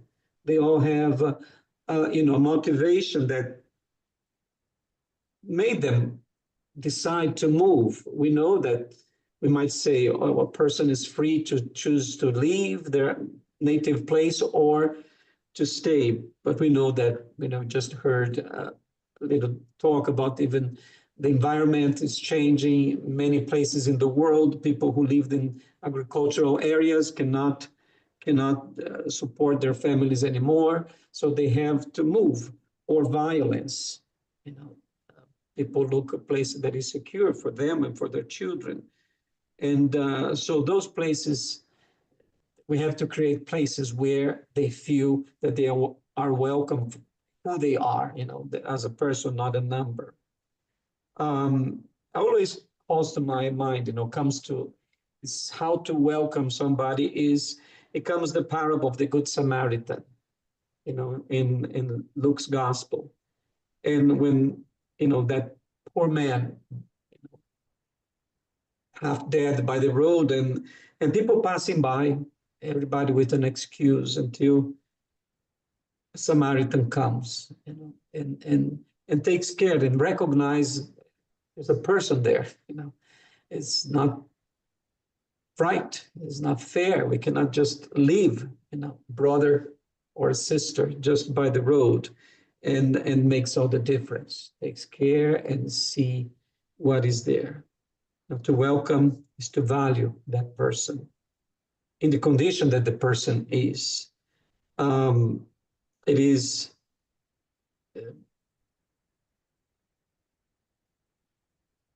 is sometimes, when we who work with people and try to helping people in the mission life, is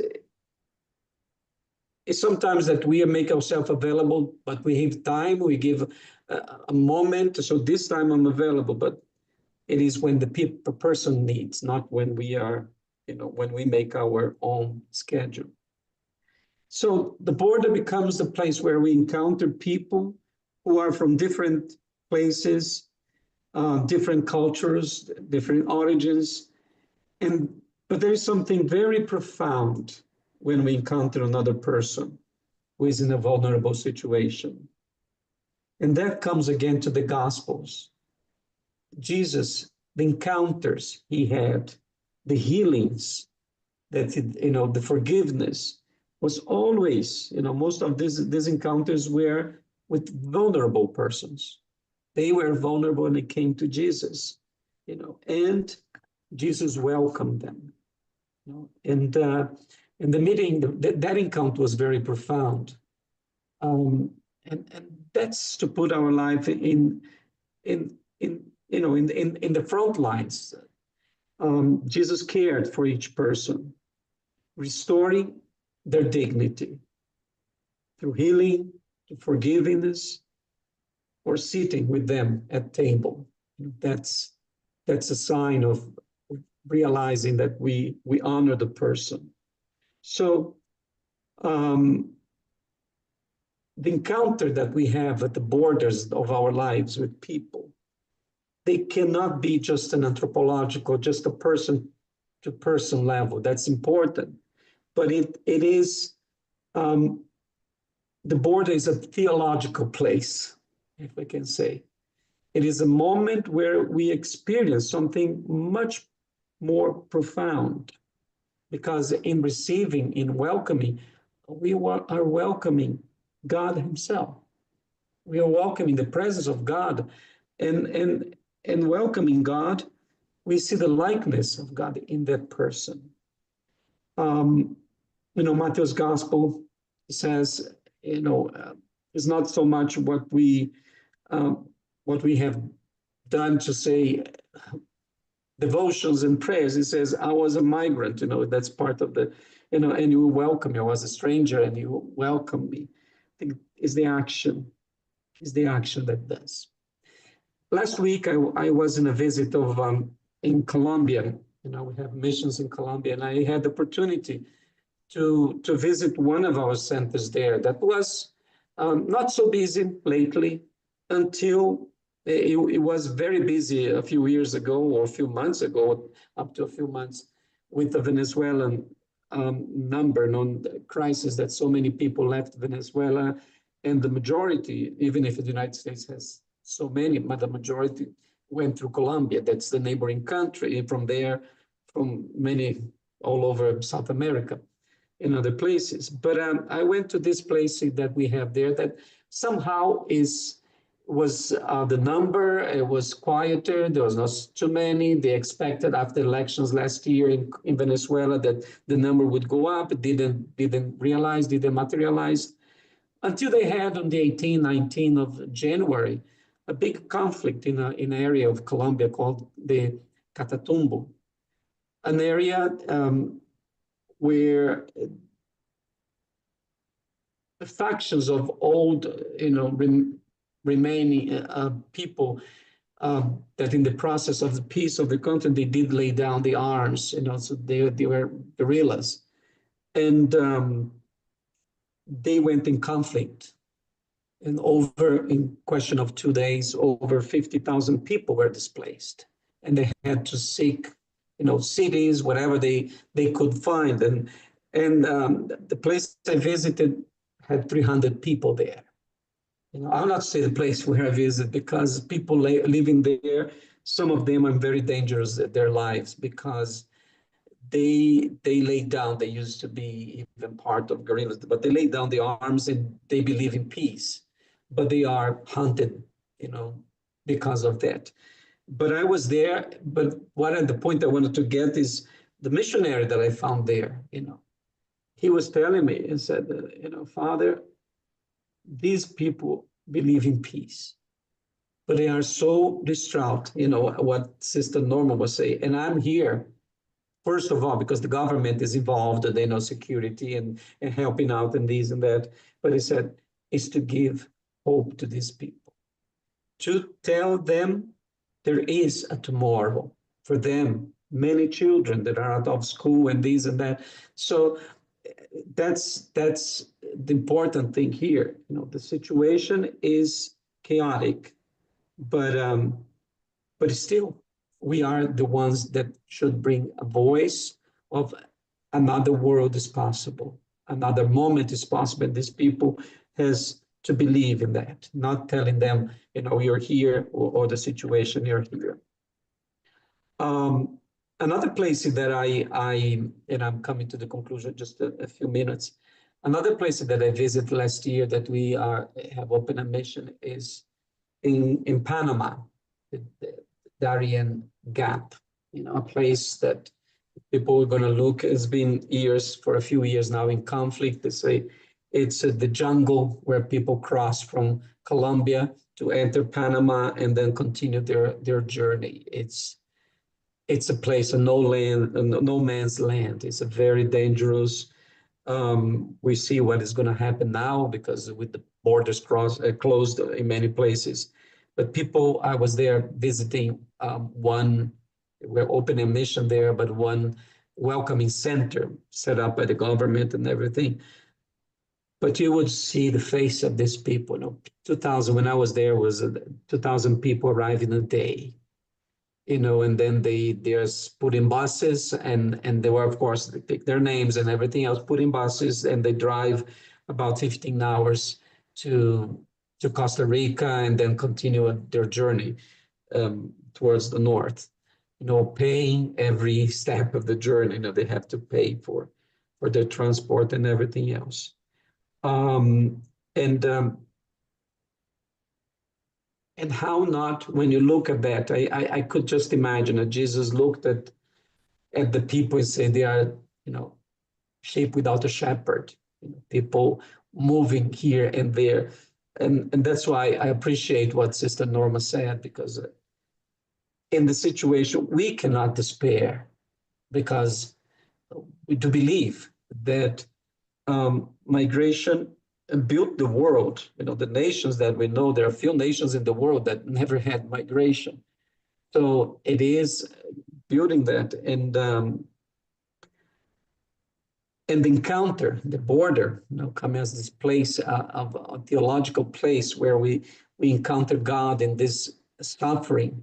I appreciate, it's like what Gustavo Gutierrez, his book, We Drink from Our Own Well, that idea, making this situation a situation of finding hope, finding perspective and a meaning in life, and we are the ones to bring to those. The encounters that dignify, at the border, dignify both the one who receives as the one who is welcomed. That is the starting point of a reflection that will question our actions and the actions of society at large. And finally, recognizing each migrant, and by migrant here is refugees, displaced, it's all those are people on the move, a dignified person who can be the subject of his or her own history. He and she is a neighbor, a friend, a brother, a sister. These are our neighbors, and we cannot just pass by the way, pretend not to see, or finding excuses. At the border, where we go there, or if the border comes to us, we find God. For God is with each migrant, each refugee, each brother and sister knocking at our doors and at our lives. Thank you for listening to me. Thank you so much, Father Carlos.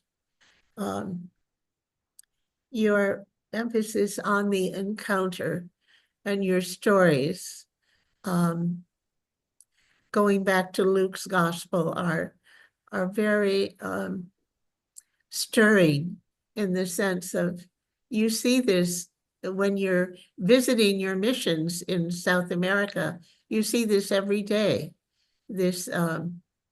This person whom you don't know, from another culture, maybe from another country, maybe not. You're experiencing an encounter, and you bring your theological understanding to that encounter, and you encourage us to. And we're so grateful for that framework. Yeah, I believe it is bringing the reflection, I think, one level that must, because when I say theological place, because that is the source of a spirituality, that's the source of a hope, that's the source of, not falling into piety only, but a spirituality that is grounded in, in these people, because they carry with them their faith. Whatever faith they have, they carry with them. Thank you for breaking that open. Thank you. Well, we're very grateful to you. And I'm sorry for the disturbance in our schedule. But That's fine. That's the little, the little that, life is good. And if the issues were as little as this would be easier. There's no problem. Thank you for the conference organizing. All the best. Thank you very much. Bye-bye. Bye now. You sit here and talk to her and have her start. Do you know what to say? Well, un momento. Un momento. Do you have in the back is her I don't have the printed the part with her introduction? I have it. You have it, yeah, right there. You can give me your paper.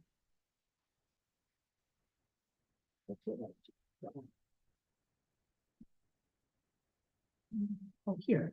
I think this is my copy. I think you have it. Can I have it? I know I have it. Do you know? I know. Maybe you want to this. Is this? No, that's yours. Can we use this? Yes, you can use that. But you have something else? Because I do have something else. One moment. Okay. Do I do it in Portuguese or English?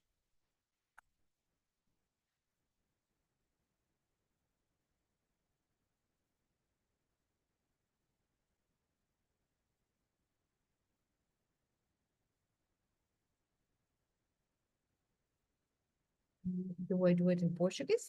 Yes. Okay. I read this. This I don't read then. Okay. And how do I start Marisa? It's all of this. Yes. Just maybe you could say that you're going to speak in Portuguese. And let's see, I'll say something for just a minute. Yes. We're getting our act together here. So Sister Claudete is going to speak in Portuguese. And I want to tell you who are watching, you see all of this program on YouTube. And I want to tell you, if you go to the lower menu, there's a menu on YouTube at the bottom of your screen. And what you need to do is to click on CC, which is for captions. And then that will bring up transcription.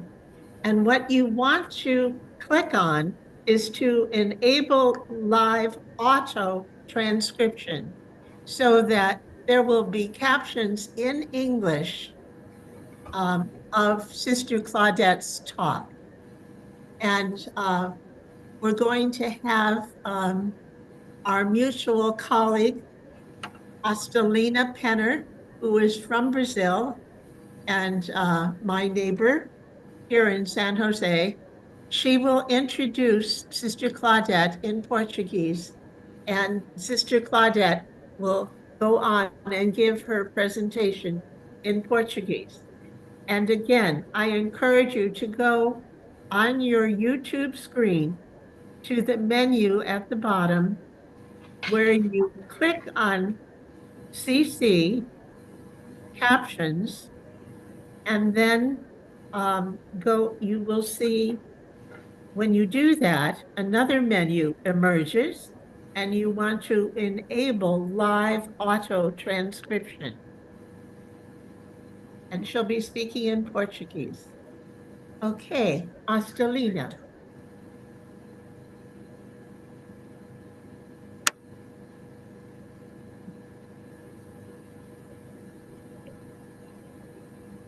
A bibliografia.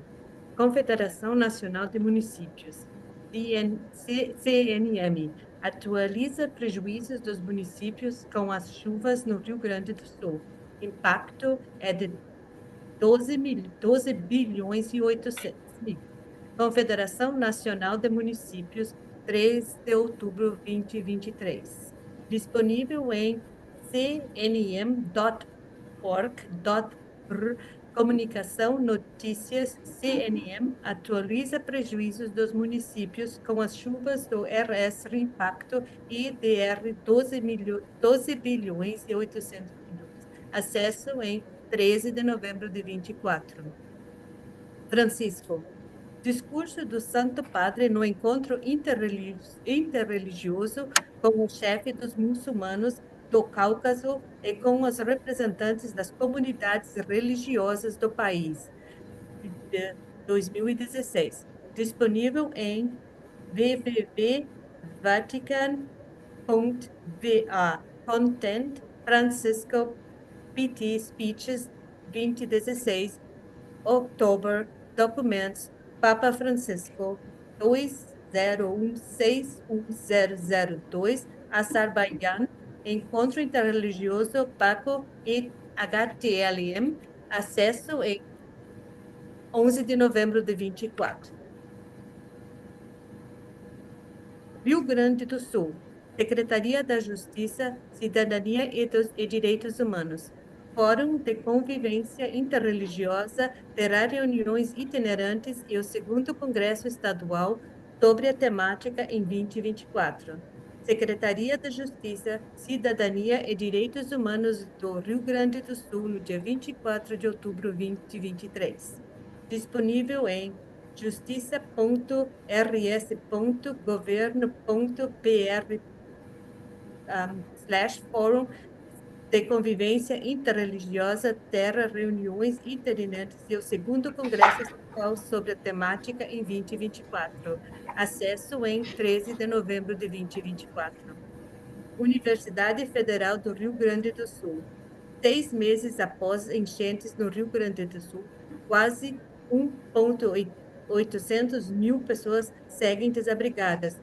Humanistas, 13 de novembro de 2024. Disponível em www.ufrgs.br. Humanista 2024, 11, 6 meses após enchentes no Rio Grande do Sul, quase 1.8 milhões de pessoas seguem desabrigadas. Acesso em 13 de novembro de 2024.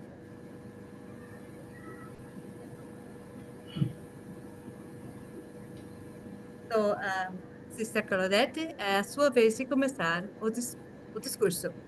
Muito bem. Senhores e senhoras, agradeço profundamente a oportunidade de estar aqui para compartilhar a experiência realizada de nossa congregação das Irmãs Missionárias de São Carlos, Borromeo e Scalabrinianas, que tem atuado incansavelmente para apoiar migrantes e refugiados, especialmente após as trágicas enchentes de maio de 2024 no sul do Brasil. Esta conferência sobre o tema Pertencer Juntos, Migrantes e Refugiados, Pessoas Deslocadas e Solidariedade Global, reflete uma verdade essencial para o nosso tempo, a de que o acolhimento e o respeito às diferenças são chaves para uma sociedade mais justa e fraterna. Hoje, gostaria de compartilhar não apenas nossos desafios, mas também as lições de solidariedade que emergiram desse contexto de crise. Em meio à dor da perda e do deslocamento, a compaixão, a união e o diálogo entre diferentes tradições religiosas se mostraram instrumentos poderosos para mitigar o sofrimento e restaurar a dignidade daqueles que perderam tudo. Nosso objetivo, ao partilhar esta experiência, é inspirar nossas parcerias interreligiosas e fortalecer os laços de apoio mútuo que a nossa missão de acolhimento requer. a experiência de acolhimento e solidariedade na enchente de 2024. Em maio de 2024, o estado do Rio Grande do Sul enfrentou uma enchente sem precedentes, que ceifou a vida de 155 pessoas, deixou 445 desaparecidos e milhares de desabrigados e desalojados, além de afetar direta ou indiretamente 3,1 milhões de pessoas. Em questão de dias, muitos gaúchos se tornaram refugiados climáticos e, nesse cenário de dor e desamparo, inclinam-se inúmeros migrantes e refugiados que haviam buscado neste novo território uma oportunidade de recomeço. Vale ressaltar que, apesar dos avanços tecnológicos e dos esforços de infraestrutura e prevenção de desastres ao longo das décadas, e eventos como as enchentes ainda representam uma ameaça. A tragédia de 2024 serve como um lembrete doloroso da vulnerabilidade e da importância contínua de investimento em medidas de mitigação de riscos e a adaptação às mudanças climáticas. Nossa equipe scalabriniana atuou em diversas frentes, levando não apenas suportes materiais, mas também um acolhimento humanizado e respeitoso da diversidade cultural e religiosa. Presenciamos o desespero de pessoas que fugiram de suas casas, na esperança de encontrar segurança, e a dedicação de muitos voluntários de todas as origens, trabalhando lado a lado com um compromisso comum de salvar vidas. Nesse contexto, ficou evidente que a fé de cada indivíduo e a união entre diferentes grupos religiosos trouxeram a coragem e o apoio necessário para enfrentar o trauma e a reconstruir as esperanças de muitas famílias.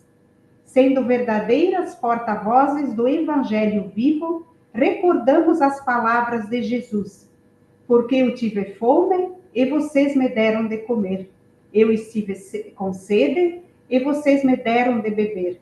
Eu era um estrangeiro e vocês me convidaram para suas casas. Eu estive nu e vocês me vestiram. Eu estive doente e vocês cuidaram de mim. Estive na prisão e vocês me visitaram. Nos últimos 10 anos, faço parte da equipe scalabriniana que procura responder os desafios da migração no Brasil, especialmente na Grande Porto Alegre. A recente enchente histórica de maio de 2024 exigiu uma nova forma de responder às necessidades emergenciais de centenas de famílias, atingidas drasticamente pelas enchentes no estado. Em meio a este sofrimento dos migrantes e refugiados, que tive a oportunidade de colocar em prática como irmã scalabriniana os princípios e valores da escuta, da acolhida humanizada, do respeito às diversidades, respondendo à capacidade do ser humano na sua totalidade e o seu desejo de encontrar na sociedade condições para ampliar sua autonomia, inclusão e proteção, como nos lembra na 39ª Semana do Migrante. Alarga o espaço da tua tenda. Nos abrigos improvisados, muitos migrantes e refugiados enfrentaram não só a perda, mas também atitudes de exclusão e xenofobia. Neste cenário, a atuação da nossa congregação e de outras entidades religiosas representou um pilar de segurança e amparo. Observamos que a inclusão e o respeito ao outro, independente da sua nacionalidade, cultura ou religião, podem servir como uma ponte para a restauração da dignidade em tempos de crise. Trabalhar junto aos parceiros do Fórum Permanente de Mobilidade Humana, do Comitê de Atenção aos Migrantes e Refugiados, bem como de entidades, igrejas e sociedade civil, reforçou o valor de uma rede interreligiosa e de proteção social capaz de responder aos desafios humanitários e complexos, sendo um chamado à consciência que ecoa nas palavras do Evangelho: todas as vezes que não fizestes isso a um desses pequeninos, foi a mim que não o fizestes. Cabe ressaltar que a experiência demonstrou também a importância da participação e da responsabilidade do Estado, cuja presença ativa é essencial para assegurar o acesso igualitário a serviços de amparo, abrigo e segurança. Mas qual seria a lição que podemos tirar desta tragédia com tantas perdas, sofrimentos, lamas, aflição e medo? Podemos dizer que é de admirar a capacidade do ser humano pela sua inteligência e rapidez em salvar vidas. Vimos o gesto de solidariedade e os inúmeros voluntários que, com generosidade, estenderam sua mão, desde quem entregou um cobertor, quem arriscou a própria vida, quem cedeu seu tempo, quem juntou pertences para doação, no intuito singelo de colaborar, o mínimo que fosse. Vimos também o sorriso dos doadores, dos motoristas de transportes, pelo ar, pela terra e pela água, com a preocupação de salvar vidas, e depois para que as doações chegassem o quanto antes para os atingidos. A alegria do bem realizado superava o cansaço de horas intermináveis de trabalhos. Todos trabalhando com o mesmo objetivo: salvar vidas e ajudar. A reflexão e ao chamado da ação, pontes de solidariedade interreligiosas. Nesta crise, surgem perguntas essenciais. Como podemos assegurar que migrantes e refugiados tenham um espaço acolhedor e seguro para recomeçar suas vidas? Como podemos fortalecer e expandir as redes de apoio interreligiosos para que a ajuda não seja apenas temporária, mas uma base sustentável de amparo e inclusão? E como as nossas tradições religiosas podem atuar em conjunto para construir uma cultura de paz onde ninguém seja marginalizado? Para responder a estas questões, propomos a criação de redes de apoio contínuas, que incluem, entre outras ações, a formação de mediadores interculturais nas áreas de saúde, educação e assistência social, e o fortalecimento de iniciativas locais de apoio psicossociais e econômico para os migrantes. Encorajamos que as instituições religiosas, junto com o governo, trabalhem para facilitar a integração social e a validação de diplomas de estrangeiros, promovendo o acesso igualitário ao mercado de trabalho, moradia e saúde, fundamentais para o empoderamento desses indivíduos. E a superação dos traumas e a reconstrução de vida se dá o impacto das enchentes, que não foi apenas material, mas também emocional e psicológico. Encontramos inúmeras famílias que enfrentam o trauma da separação e a incerteza de futuro. Nosso trabalho é acompanhá-las, não apenas na reconstrução de suas vidas materiais, mas também no suporte emocional, pois compreendemos que os migrantes e refugiados necessitam de uma comunidade que os valorize e reconheça a sua dignidade. Convidamos a todas as organizações religiosas a participarem desta missão de cura e acolhimento, promovendo encontros terapêuticos, culturais e celebrando as tradições e as memórias dos migrantes. Essas ações ajudam a restaurar a identidade e a autoestima, dando um novo significado às vidas que foram interrompidas pelos desastres. Esse processo de cura também exige uma abertura de espírito e uma renovação de práticas religiosas que devem se adaptar e responder aos novos desafios de uma sociedade cada vez mais multicultural. As organizações interreligiosas em Porto Alegre, comprometidas em promover espaços de paz, diálogo, entendimento entre tradições religiosas. A imigração no Brasil contribuiu para nosso atual patrimônio cultural e religioso. As religiões no Brasil têm aspectos comuns nos quais são respeitados por todos os que vivem no país.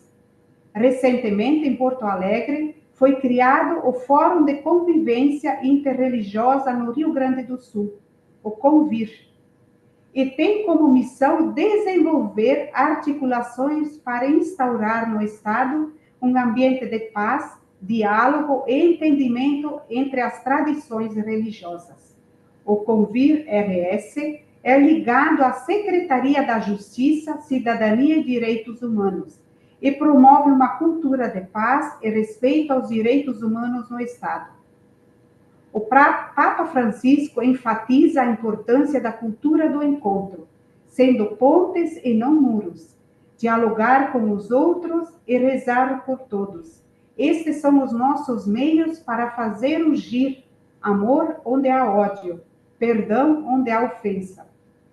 Nesse sentido, as irmãs escalabrinianas, comprometidas com a participação integral dos migrantes e refugiados, lideram o serviço de acolhida e orientação ao migrante na estação rodoviária de Porto Alegre e no Centro Socioeducacional Assunta Marchetti de Canoas, na grande metrópole do Rio Grande do Sul, aqui em Porto Alegre, e coordenam a pastoral dos migrantes da Arquidiocese de Porto Alegre. Colaboram com outras organizações parceiras e auxiliam a implementação e organizações locais que queiram assistir às necessidades da população em mobilidade humana. A participação da congregação escalabriniana na política municipal do migrante com refúgios e apátridas. Contribuímos na construção do Fórum Permanente de Mobilidade Humana, que se deu início em 2012. Atuamos no comitê, como falei, de atenção ao migrante e refugiado apátrida, do tráfico de pessoas, do município de Porto Alegre e Rio Grande do Sul. Realizamos anualmente os seminários da mobilidade humana, já estamos na 12ª edição. Celebramos a Semana Anual do Migrante em parceria com a sociedade civil e governo. Produzimos e distribuímos materiais orientativos para migrantes e refugiados. Desenvolvemos cartilhas orientativas específicas para os migrantes. Participamos da Conferência Nacional de Migrantes, Refugiados e Apátridas, o Comigrar, que aconteceu em Brasília.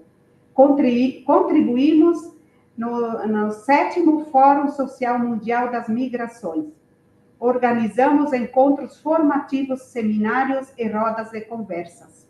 Facilitamos a participação social de migrantes e refugiados em rodas de conversas e na integração com associações e instituições da sociedade civil. Mas temos muitos desafios pela frente, que é o fortalecimento e a mobilização comunitária, estímulo para uma pastoral urbana e desafios interculturais, que é essa pastoral que busca responder, transformar e acontecer uma inclusão maior do migrante, exigindo a abertura ao diálogo interreligioso e ecumênico. Estruturas flexíveis para a mobilidade migratória. O constante deslocamento dos migrantes requer uma igreja aberta e acolhedora, com mecanismos pastorais e sociais ágeis para acompanhá-los. A participação e direito dos migrantes. É fundamental promover a participação dos migrantes em políticas públicas regularmente a nova lei migratória e garantir acesso igualitário aos serviços de cidadania plena. A igualdade no acesso aos direitos. Acesso aos serviços deve levar em conta fatores de raça, gênero, nacionalidade, fortalecendo redes de apoio e promovendo justiças sociais. A validação, qualificação e inclusão social. Facilitar a revalidação de diplomas e incluir migrantes nas políticas nacionais de saúde, educação e assistência social. Os desafios habitacionais. É preciso combater a exploração no setor imobiliário e ampliar o acesso a programas de moradia como Minha Casa Minha Vida. Segurança e combate ao tráfico. A ampliação da atuação da política federal nas fronteiras e municípios é vital para regularizar a migração e combater o tráfico humano. O choque cultural e ruptura familiar. Adaptação e preservação de vínculos aos desafios profundos. E é necessário promover a reunificação familiar. Racismo e xenofobias. Migrantes sofrem preconceitos e enfrentam barreiras culturais e interlinguísticas. Preconceitos e inclusão cultural. O acolhimento é essencial para que migrantes perseverem nas suas tradições e culturas, com encontros que ajudam na integração e cura de traumas, na abertura e superação de preconceitos. É essencial promover uma sociedade onde todos sejam respeitados, acolhendo a diversidade com mente e coração aberto. Facilitar o desenvolvimento e a inserção integral dos migrantes e refugiados. Todos somos chamados ao respeito, à dignidade humana e seu desenvolvimento integral na sociedade. Gostaria de concluir com uma mensagem de esperança e compromisso. Em nome da congregação escalabriniana e de nossos parceiros interreligiosos, fazemos um apelo para que nossas ações de acolhimento se fortaleçam globalmente. Unamo-nos para que a cultura do encontro e os verbos acolher, promover, acompanhar e integrar, que são enfatizados pelo Papa Francisco, sejam o norte de nossa ação, acolhendo a todos sem distinção, como nos ensina nosso fundador São João Batista Scalabrini. A pátria do migrante é a terra que lhe dá o pão. Ninguém deve ser excluído. O plano divino é essencialmente inclusivo, onde o ser humano é visto com dignidade e colocado no centro, com reconhecimento de sua cidadania universal. A crise climática, a migração forçada e as desigualdades globais exigem de nós não apenas compaixão, mas também ações concretas e colaborativas. Se todos nós nos comprometemos a construir uma rede interreligiosa sólida, podemos transformar a solidariedade em uma base de apoio contínua e sustentável para os migrantes e refugiados. Este é o caminho para garantir que ninguém seja deixado para trás e que todos possam reconstruir suas vidas com dignidade e esperança. Que este encontro seja apenas o início de uma colaboração global que amplie a nossa capacidade de acolhimento, demonstrando ao mundo que a fé e a solidariedade, quando unidas, podem superar qualquer crise.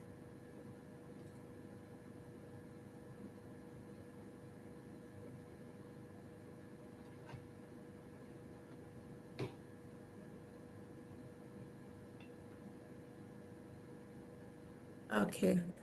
Thank you so much, Sister Claudete, for that inspiring and really informative talk on what your experiences have been in Brazil. Muito obrigada, irmã Claudete, por essa palestra tão informativa e dizendo a nós as suas experiências. Quem agradece sou eu desta oportunidade, né, de juntos refletirmos. Yeah. He's the one who is saying thank you for the chance of being part of it. I want to let everyone know that Sister Claudete was highlighted in the Vatican News about her very innovative model in Brazil, combining religious, civic, and private organizations all coming together to help the immigrants. I would like to não, em Portugal. Eu gostaria just de informar que eu ouvi sobre a irmã Claudete, sobre um papel, um jornal do Vaticano, onde a irmã Claudete foi mencionada pelo seu trabalho de encontro de suporte aos deslocados e refugiados, e também pela colocação de trabalhar junto com o civil e o humanitário. Uhum. Muito bem.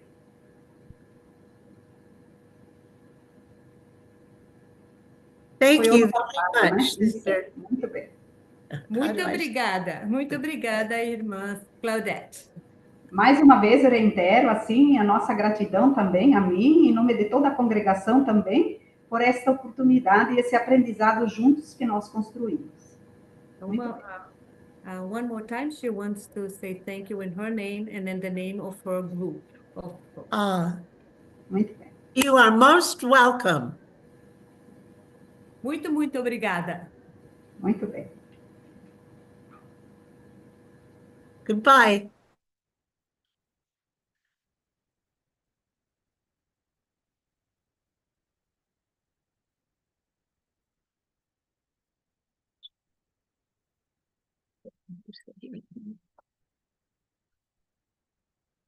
And now we are privileged to have with us Father Alexandre di Nardi Biolchi, who is a priest of the Congregation of the Missionaries of San Carlos, the Scalabrinis.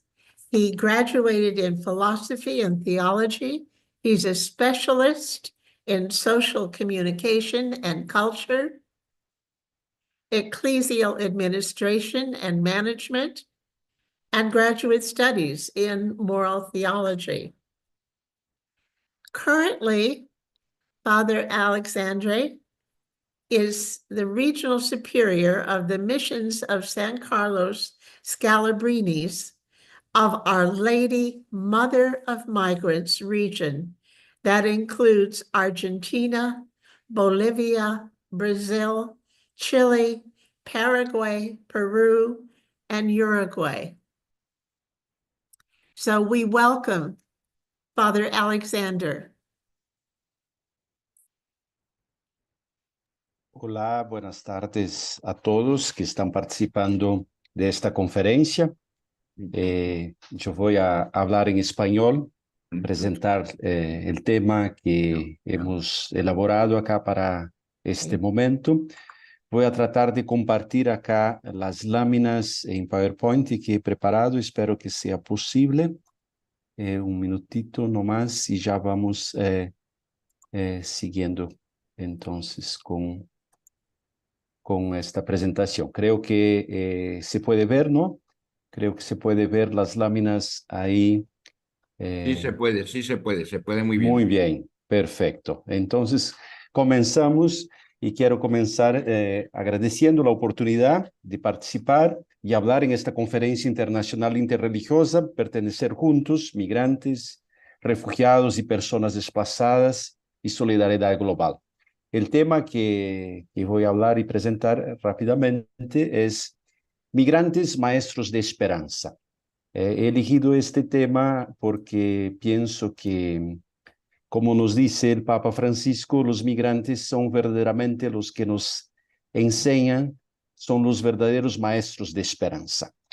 El año pasado, cuando tuvimos el capítulo general de los misioneros escalabrinianos, en el discurso por ocasión de la audiencia que tuvimos con el Santo Padre, él nos decía: ellos, los migrantes, son maestros de esperanza. Se marchan con la esperanza de encontrar el pan de cada día en otra parte, como decía San Juan Bautista Scalabrini, y no se rinden, incluso cuando todo parece remar en su contra, incluso cuando encuentran cerrazones y rechazos. Así que en este contexto del Jubileo de la Esperanza que estamos viviendo, he elegido hablar de los migrantes como maestros de esperanza. Y justamente en el mensaje de este año jubilar, vemos que el Año Santo está en profunda consonancia con la vida de los migrantes y con la misión de los misioneros y de las misioneras escalabrinianas. Los migrantes son el centro del mensaje jubilar, pues son ellos más que otros los peregrinos que recogen los caminos del mundo movidos por la esperanza.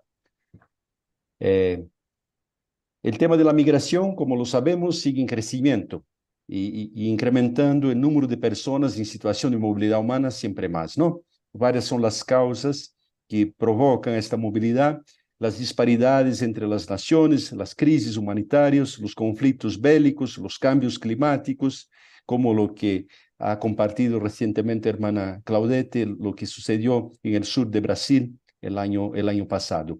El incumplimiento de las promesas de la globalización, el renacimiento de nacionalismos y ambiciones imperialistas, la amenaza a los acuerdos y compromisos internacionales entre los gobiernos. Esas son razones, son causas que van haciendo con que crezca cada vez más las personas en movilidad humana. Y migrar, por ahí, se presenta como una esperanza frente a estas condiciones insostenibles que muchas de las personas se encuentran en su tierra donde han nacido. Entonces, migrar es una esperanza que viene. Pero hay dificultades en este peregrinar, porque se encuentran con caminos sin salidas, cerrados por políticas cada vez más restrictivas, por muros y barreras que los obligan a tomar rutas aún más peligrosas. Si por un lado está la esperanza y emprende este camino, por otro lado se encuentran con tantas dificultades y que la esperanza se ve amenazada y imposible muchas veces de se cumplir. Hay miradas sobre las migraciones y la mirada de nuestro santo fundador San Juan Bautista Scalabrini es una mirada conmovida y llena de compasión hacia los migrantes. Esta es la mirada que nosotros como misioneros escalabrinianos, con todos los que comparten y colaboran con nosotros en nuestras misiones, tratamos de llevar adelante, mirar de manera conmovida, llena de compasión para poder ayudar a los migrantes. Pero infelizmente hoy día esta mirada de Scalabrini se ve muy distante y al contrario es lo que se ve hoy. Hoy no es una mirada conmovida de compasión, sino que es una mirada de odio, de miedo y de indiferencia, mirando a los migrantes como amenaza, y junto a esto siempre se presentan las narrativas negativas, inventadas, que convierten siempre los migrantes en chivos expiatorios.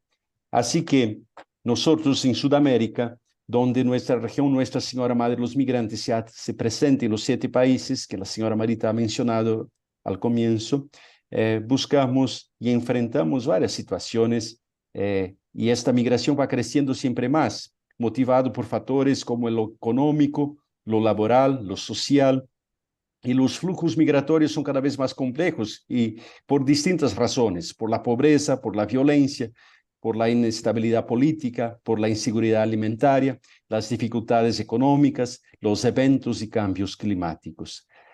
Aún hay otros factores que son emergentes en este momento, que es la inseguridad en algunos de los países que conforman la región Nuestra Señora Madre de los Migrantes, acá de la Congregación de los Misioneros Escalabrinianos, pero también que conforman la región sudamericana como un todo. La cuestión de la inseguridad, como hemos mencionado, los temas políticos en algunos países, como lo sabemos, y las desigualdades que se ocasionaron a partir del agravo de la situación económica en este post-pandemia del COVID-19. Así que nos encontramos en Sudamérica con distintos grupos de refugiados, grupos de solicitantes de asilo, migrantes económicos, migrantes climáticos, estudiantes, en fin, hay una variedad distinta de grupos de migrantes que nosotros, los misioneros escalabrinianos, particularmente en estos 7 países, nos encontramos. La actuación del gobierno busca siempre bajo el pacto por una migración regular, ordenada y segura, pero no siempre logra hacer esto. Y por ahí se presenta como desafío distintas realidades para el avance de legislaciones y políticas migratorias. Vemos en ese sentido cada vez más una política restrictiva y no que posibilita o facilita la migración regular y que posibilite la regularización de quienes eligen emigrar. Y la otra dificultad es de gestionar los flujos migratorios, garantizando una mejor gobernanza e integración de la población migrante. Así que muchas veces los migrantes llegan, no se regularizan y consecuentemente tampoco se integran y acceden a los servicios que son necesarios. Nosotros entonces en la región Nuestra Señora Madre de los Migrantes buscamos dar una respuesta en este contexto que a veces parece desolador. Como misioneros escalabrinianos buscamos dar una respuesta siendo un oasis en la travesía, siendo compañeros de camino, migrantes con los migrantes, recordando y difundiendo el plan divino de la salvación que es de vida plena y que San Juan Bautista Scalabrini, nuestro santo fundador, ya vislumbró en los migrantes y en la migración como un signo anticipador de los tiempos. Así que los misioneros, con el esfuerzo y colaboración de funcionarios, voluntarios, laicos escalabrinianos y tantas otras instituciones, trabajan mucho. Sin embargo, viven notoriamente un tiempo también incierto, porque la pastoral migratoria, frente a los cambios y la reforma de la estructura eclesial, parece haberse quedado en el campo meramente asistencial. Y nosotros, como misioneros, buscamos también cumplir este aspecto asistencial. Salvar vidas es la misión, pero evangelizar también hace parte de nuestra misión. No obstante, los escalabrinianos seguimos imprimiendo un carácter apostólico y evangelizador a la misión, como quería nuestro santo fundador, sin dejar de lado la impronta caritativa a través de gestos y acciones concretas. La misión escalabriniana, entonces, en la región de los 7 países que la componen, que es, repito, Uruguay, Argentina, Brasil, Paraguay, Perú, Bolivia y Chile, tiene una riqueza incalculable de experiencias pastorales, formas y metodologías que expresan la fidelidad creativa del carisma y a la llamada del Papa Francisco de acoger, proteger, promover e integrar a los migrantes. La movilidad humana crece en Sudamérica en sus diversas formas y expresiones. Si nos salimos al encuentro de los migrantes, ellos llamarán a nuestra puerta. Esta es la realidad que nos encontramos hoy. Numerosas congregaciones, instituciones civiles, gobiernos, entre otras organizaciones, están abrazando la causa de la migración como una opción laboral o pastoral. Nuestra inspiración como familia escalabriniana, que comprende los misioneros escalabrinianos, las misioneras escalabrinianas y las misioneras seglares escalabrinianas, es una opción carismática, es una opción vocacional. No es meramente un proyecto o un programa de asistencia a personas en situación de movilidad. En la región tenemos de manera particular casas de acogida, centros de atención y presencia en fronteras. Como lo podemos ver ahí, tenemos en estos 7 países 14 casas de acogida a los migrantes, algunas en las capitales, otras en las fronteras. Tenemos 9 centros de atención a los migrantes y 7 presencias, posiciones en fronteras entre países. Las casas de acogidas se presentan como espacios estratégicos y seguros, lugares de recepción, de identificación, de derivación de casos, de situaciones y de acciones que va más allá de la alimentación y el hospedaje. Y en situaciones muy particulares, personas que se presentan con las más variadas y diversas vulnerabilidades y con necesidades específicas. En las fronteras, nuestra presencia procura ser una expresión que responde al fenómeno de manera actual a este hecho migratorio que se da y se sucede en las fronteras. En las fronteras también vemos las presencias de flujos migratorios mixtos, es decir, son los más variados tipos de migrantes que cruzan fronteras, que van a veces de un país a otro o que se paran en las fronteras porque hay el cierre, no pueden seguir su peregrinaje o su camino. Y nuestra presencia en estos 7 países, con estas 7 posiciones en fronteras, 9 centros de atención y 14 casas de acogida a los migrantes, se entrecruzan con los 2 principales corredores migratorios de la región, que son el corredor migratorio andino, que es toda la parte de Perú, Bolivia, Chile y la región parte de Argentina también, y después el corredor amazónico que viene del parte norte de Brasil. Como desafío, nosotros como misioneros escalabrinianos en nuestra región, vemos la necesidad de desarrollar o fortalecer modelos pastorales que respondan cada vez más a las necesidades actuales de las características propias de los nuevos flujos migratorios que encontramos. Y un segundo, responder a las necesidades de las personas en movilidad por los plazos fronterizos, habilitados o no.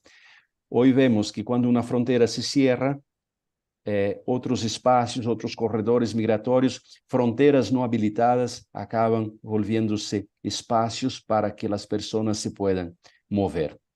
Así que, de alguna forma, nosotros con estas presencias, casas de acogida, centros de atención y en las fronteras específicamente, donde estamos con casas a veces o no, buscamos ser este lugar de oasis, este lugar donde los migrantes puedan estar por un tiempo y después seguir su camino. Así que ahí está representado donde estamos nosotros con nuestras presencias en los 7 países de la región.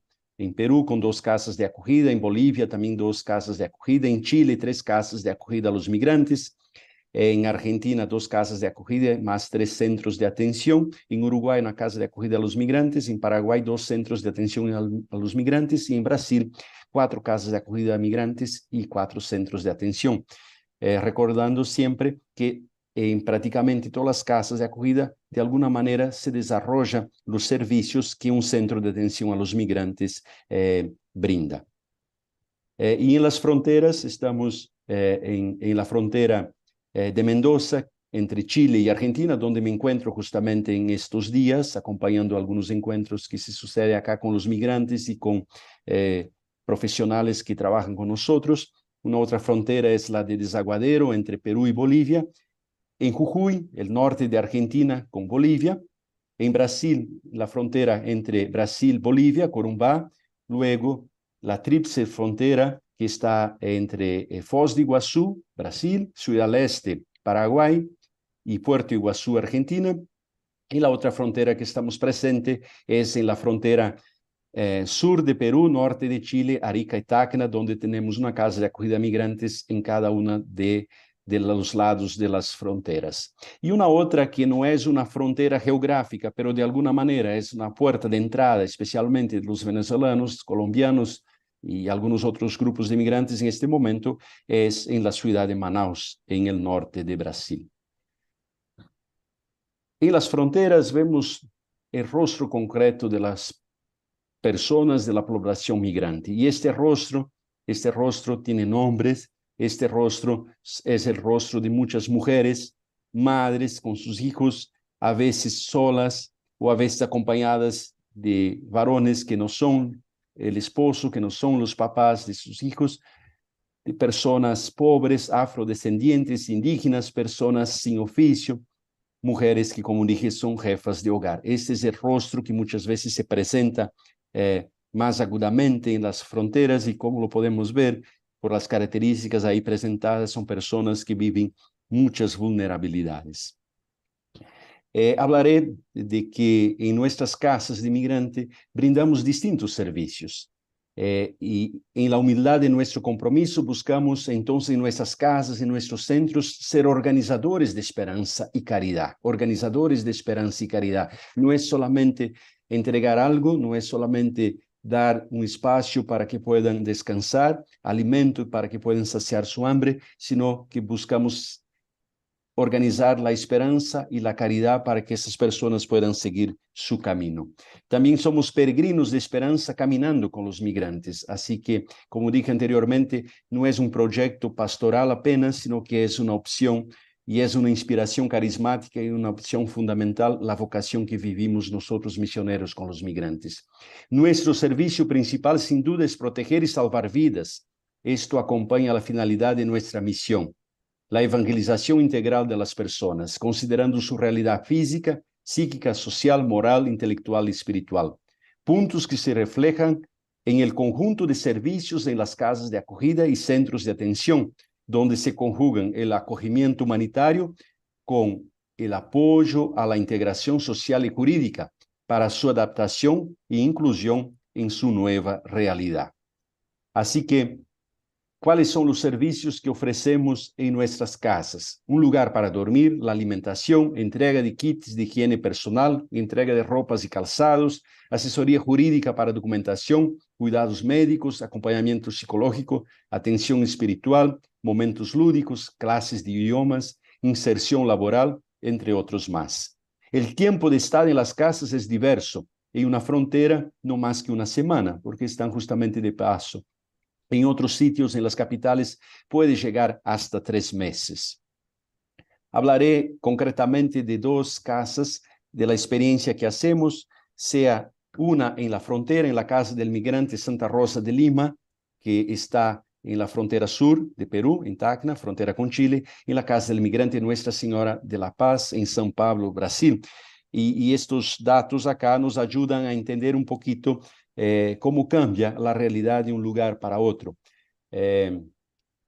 Como dije, Tacna está en una ciudad fronteriza y por eso justamente trabajamos con diversos actores humanitarios y la realidad es de que las personas que están pasando por allí quedan poco tiempo porque o están yendo de Perú a Chile o están regresando ya de Chile, regresando a Perú, pensando en regresar, volver para Colombia, volver para Venezuela, o entonces pensaban, no sé cómo va a ser ahora, intentar la suerte en otros países, en Norteamérica, por ejemplo.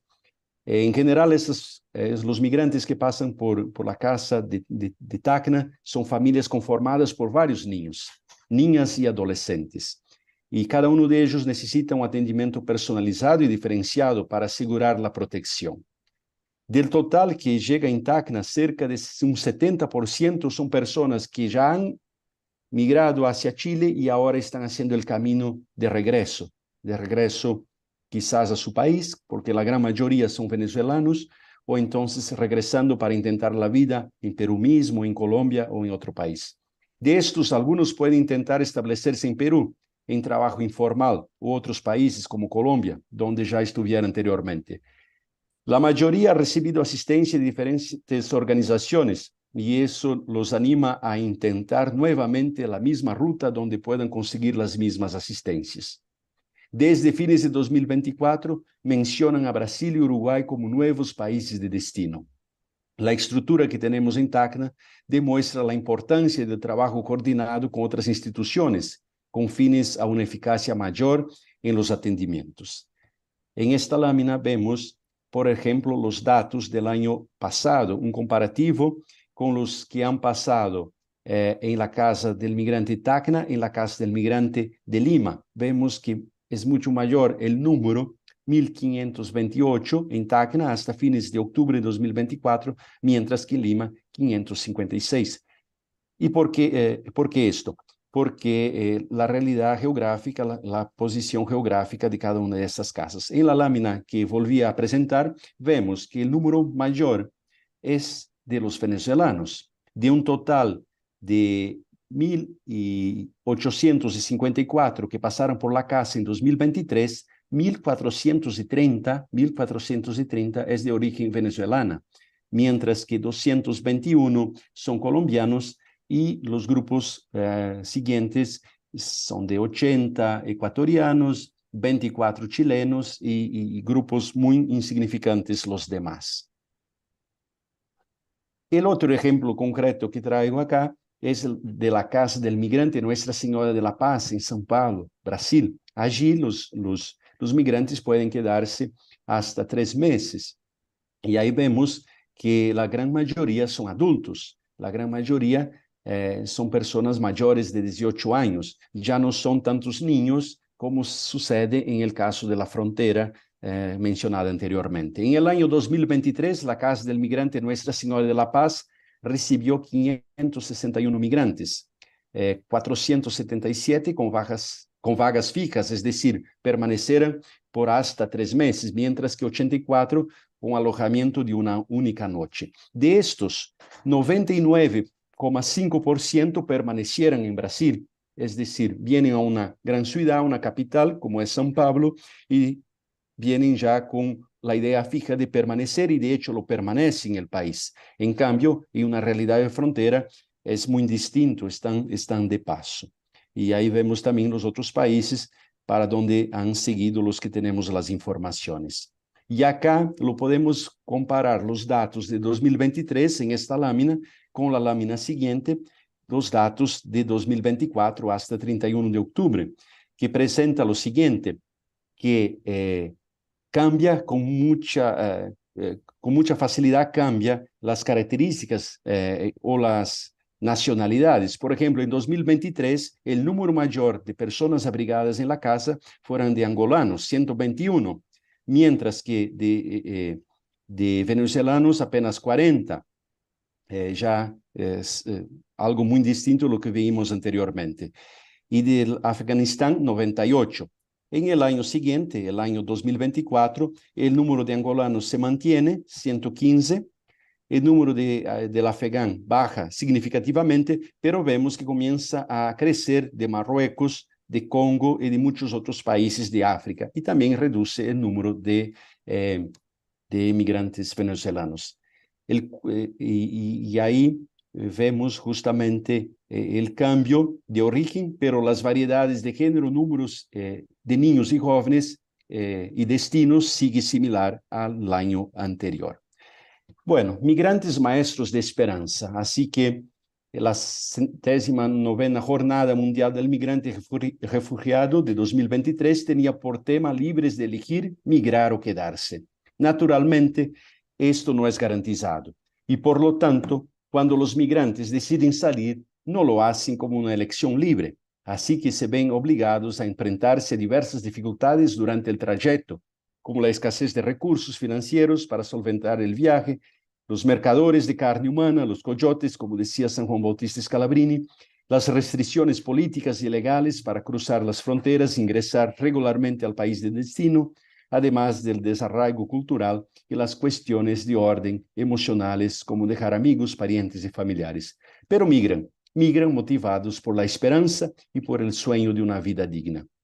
Repitiendo las palabras del Papa Francisco a los misioneros escalabrinianos en el 16º capítulo general, se marchan con la esperanza de encontrar el pan de cada día en otra parte, como decía San Juan Bautista Scalabrini, y no se rinden incluso cuando todo parece remar en su contra, incluso cuando encuentran cerrazones y rechazos. Su tenacidad, a menudo sostenida por el amor a las familias que dejan atrás, nos enseñan tanto. Por el camino se mantienen como pueden, son solidarios uno con los otros, entre ellos mismos. Se mantienen con la ayuda de instituciones no gubernamentales, de los gobiernos, de amigos y parientes. Como en todos los ámbitos de la relación humana, entre tanto están también los que desean aprovecharse de la desgracia ajena. A veces contraen deudas que con el tiempo se hacen impagables y terminan como rehenes de fiadores, se mantienen y encuentran acogida en los espacios y casas mantenidas muchas veces por las iglesias. Los migrantes, de hecho, movidos por el deseo de encontrar en otros lugares el pan de cada día, nos recuerdan esta virtud, la esperanza. Dejan todo, patria, familia, afectos, los pocos bienes materiales que a veces a duras penas lograron obtener y llevar consigo el sueño de una vida nueva, que empieza lentamente superando peligros, dificultades, asegurada cuando encuentran personas e instituciones que, movidas por la caridad, por el amor creativo de Dios, se disponen a acoger, proteger, promover e integrar. Pero tantas otras veces, el sueño de una vida nueva termina en la propia travesía, tragado por la furia del mar, aniquilado en el desierto o en las fronteras con sus políticas restrictivas. Desde una perspectiva optimista y realista, los migrantes, además de enseñarnos a vivir la virtud de la esperanza, nos hacen reconocer que son portadores de una reserva abundantes de ricas novedades que podrían ayudar a definir marcos y prácticas de cuidado mutuo para el bien común. Como bien sabemos, las migraciones promueven el intercambio de tradiciones, lenguas, culinarias y prácticas culturales. Enriquece a la sociedad con nuevas perspectivas y celebran la diversidad, haciendo que el mundo sea más vibrante y plural. La mezcla de diferentes culturas, experiencias de vida, generan ideas nuevas y soluciones creativas. Los migrantes muchas veces son los protagonistas de la innovación, llevando nuevos puntos de vista y ayudando a afrontar desafíos globales con soluciones innovadoras. Los migrantes contribuyen significativamente con la economía local, llevando habilidades, emprendiendo y generando empleos. Ellos ayudan a impulsar sectores como de la salud, la educación y la tecnología. Promueven el crecimiento y la innovación.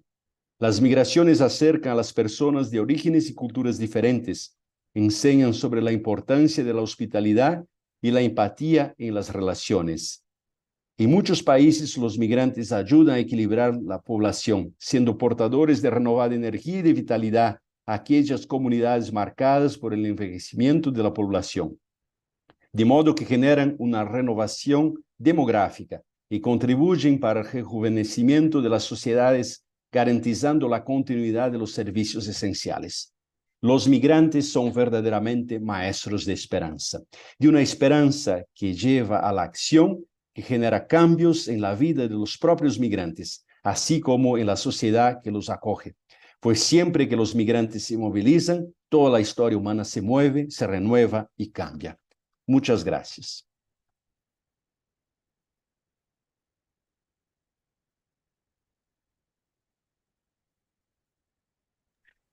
Gracias.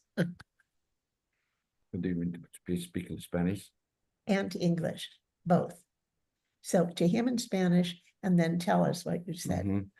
Le voy a decir que darle muchísimas gracias, Padre Alejandro. Nos ha dado una presentación tan completa, tan auténtica, tan pegada a la realidad, tan variada, tan amplia, que por lo menos a mí me ha llenado, yo que he vivido un poco de estos países, me ha llenado de inspiración y de motivación y de admiración por su trabajo y por todo lo que ustedes hacen. Le voy a decirle un poco en inglés también para los que nos están escuchando en inglés.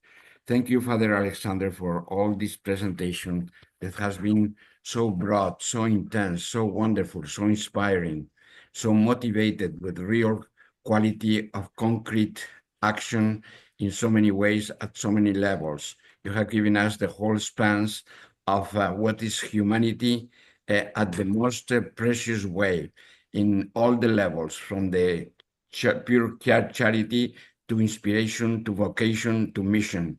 And I'm very, very, very impressed. And all of us who are listening to you, I think we carry a message that is very powerful and very great for us to do something also similar, not as much as you do, but at least with our hearts to support your mission. We are going to do some kind of questions, if those who want to ask questions in our web, and I will just translate that to you into Spanish. Those who have questions may ask now. Do you want to tell him in Spanish about? Oh, I'll ask a question. So, Padre Alexandre, this is very demanding work, very, it involves body and soul and strategies. How do you and your missionaries sustain their spiritual and physical well-being? Este es un trabajo, Padre Alejandro, que incluye el cuerpo, la mente y el espíritu, y que es tan exigente en la vida de los que ustedes están metidos en eso, que cómo sostienen ustedes el espíritu de cada día delante de todas estas situaciones tan intensas y tan exigentes. Somos misioneros religiosos consagrados. La inspiración y lo que nos sostiene es este hecho de que hacemos esto por inspiración divina, porque hay una opción fundamental por una vocación a la vida consagrada de los misioneros. No lo hacemos simplemente para desarrollar un programa, sino que somos misioneros y como consagrados nos alimentamos de la Eucaristía, nos alimentamos de la espiritualidad y procuramos entonces hacer con nuestra propia vida lo que comungamos, poniendo todas nuestras fuerzas, toda nuestra energía, todo nuestro corazón y procurando ser migrantes con los migrantes, ¿no? Compartiendo con ellos. No tratamos de dar el alimento, sino tratamos de compartir el alimento. Les comparto que en estos días estoy en Mendoza, en la frontera de Argentina con Chile, y acá estamos desarrollando un encuentro con líderes que trabajan con nosotros. Y lo estamos haciendo dentro de la casa de acogida a los migrantes. Y en los momentos de las comidas, el almuerzo, la cena, los migrantes estamos compartiendo todos juntos a la misma mesa. Entonces, esto nos anima también para que podamos vivir desde nuestra sencillez, compartiendo con ellos, evangelizando a ellos y claro, nos alimentando desde nuestro ser religioso consagrados y no únicamente de actores que se preocupan con el tema de la migración, sino que viven la migración desde una opción de vida de ser migrantes con los migrantes. Es muy difícil traducir completamente lo que nos dice el padre Alejandro, lo voy a resumir.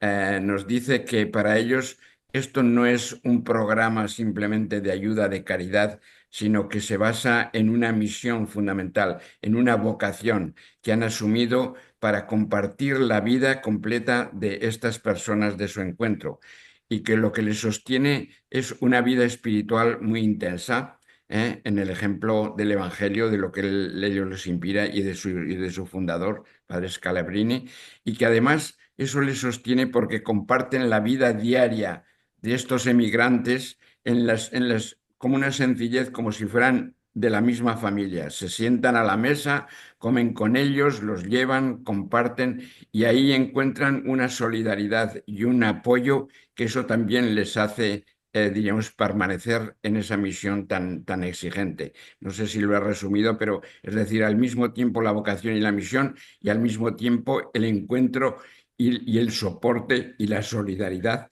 con los quienes comparten esa vida.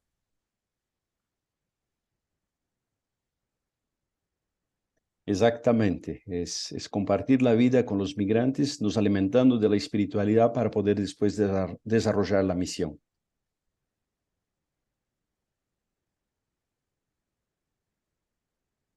In English. I'm going to summarize in English now what you have said. I think the question, as you had, Marita, was how do you continue to inspire and sustain this demanding way of living your vocation and commitment? And Father Alexandre has told us that it's not just a program of charity, it's just a mission that they have assumed totally in their lives. And the support for that is, first of all, that they have been inspired for their founder, with a commitment to life, to give their lives to this mission, and at the same time to share in the life of those they meet every day, because they are just in total solidarity. They work with them, they listen to them, they understand their pains and their suffering, but at the same time they share their hope and their sorrows in the daily living conditions in which they are. And that solidarity and their commitment to their mission is what sustains them in their daily life. Thank you. I understand that besides brothers and priests, you have lay people that work with you. Now, where do they come from? In other words, locally or from Brazil or? Yes. Marida is asking you that in addition, le voy a decir en español. Marida les está preguntando que además de los que sois, diríamos, miembros de la institución de Scalabrini, que están ya determinados para dar su vida a todo eso, que tenéis seglares que participan y que os ayudan en todo eso. Y que, claro, le gustaría saber cómo consiguen y qué tipo de personas ustedes animan para que sean colaboradores también en vuestra misión, en los centros donde apoyan y sirven a estos emigrantes, estos grupos fuera, diríamos, adicionales a vuestra organización. Sí, son muchos los colaboradores que comparten con nosotros y ayudan a llevar adelante la misión que hacemos. Mencionamos que en muchos de los lugares donde estamos hay parroquias, entonces motivamos a los feligreses para que apoyen los grupos juveniles, personas que frecuentan la parroquia para que se sumen a la pastoral migratoria, que sean voluntarios como laicos que después ayudan en este servicio. Pero tenemos también un grupo grande de personas que contratamos como empleados para que puedan también llevar adelante tareas técnicas en las casas que nosotros no podemos hacer. Pedagogos, psicólogos, asistentes sociales, bueno, personas que desarrollan un servicio técnico, son personas que reciben la remuneración por su trabajo y que nosotros, con la ayuda de algunas instituciones, logramos solventar los costos.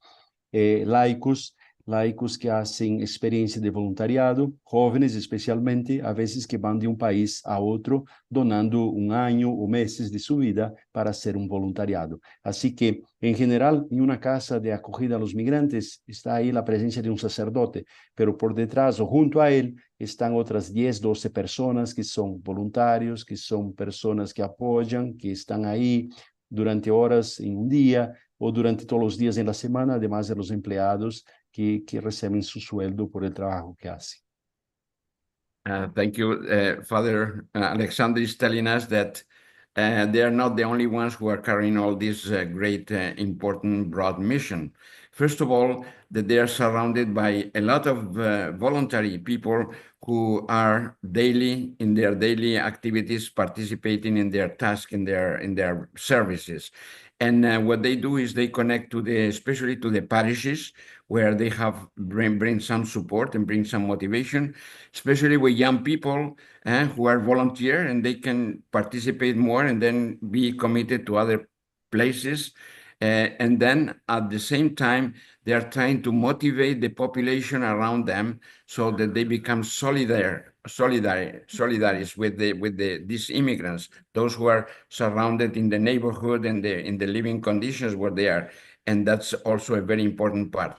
In addition to that, Father Alexandre is telling us that, they try to also, they contract or they commit to people who need special tasks, those who are specialized, because somehow they have to deal with the more complicated problems about the documentation or support, psychological or emotional or other kind of counseling for people who are much more in more specialized needs. And they commit to themselves for some times or through kind of contracts, so that the expansion of their activities is covering all the different areas and levels that they can act for. But yes, they count on many different people and institutions that are surrounding their kind of mission, so that they become much more effective in what they do about such myriad and different problems. Thank you. Thank you. Gracias. Muchas gracias a ustedes.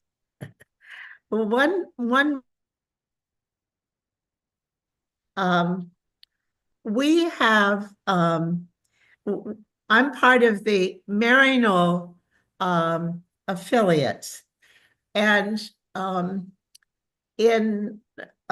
we are in many parts of the world, including in South America.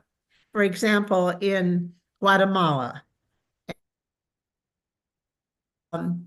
What I'm asking is what we are hearing, for example, from Guatemala, is that with the deportation, what's happening is that planes with people who are being deported are returned to the countries they came from. For example, we understand that's going to happen soon with Venezuela. And it's happening with Guatemala. So it's bringing more people who have nothing to situations that are impoverished already. And have you seen any of this, or what do you think the Scalabrinis can assist with in this return of immigrants? See if I can try to translate this. Dice que Marita dice que es parte de la organización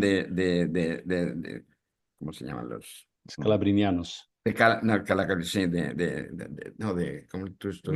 Merinol, que de Merinol Fathers, los padres de Merinol, tienen también misiones en Sudamérica.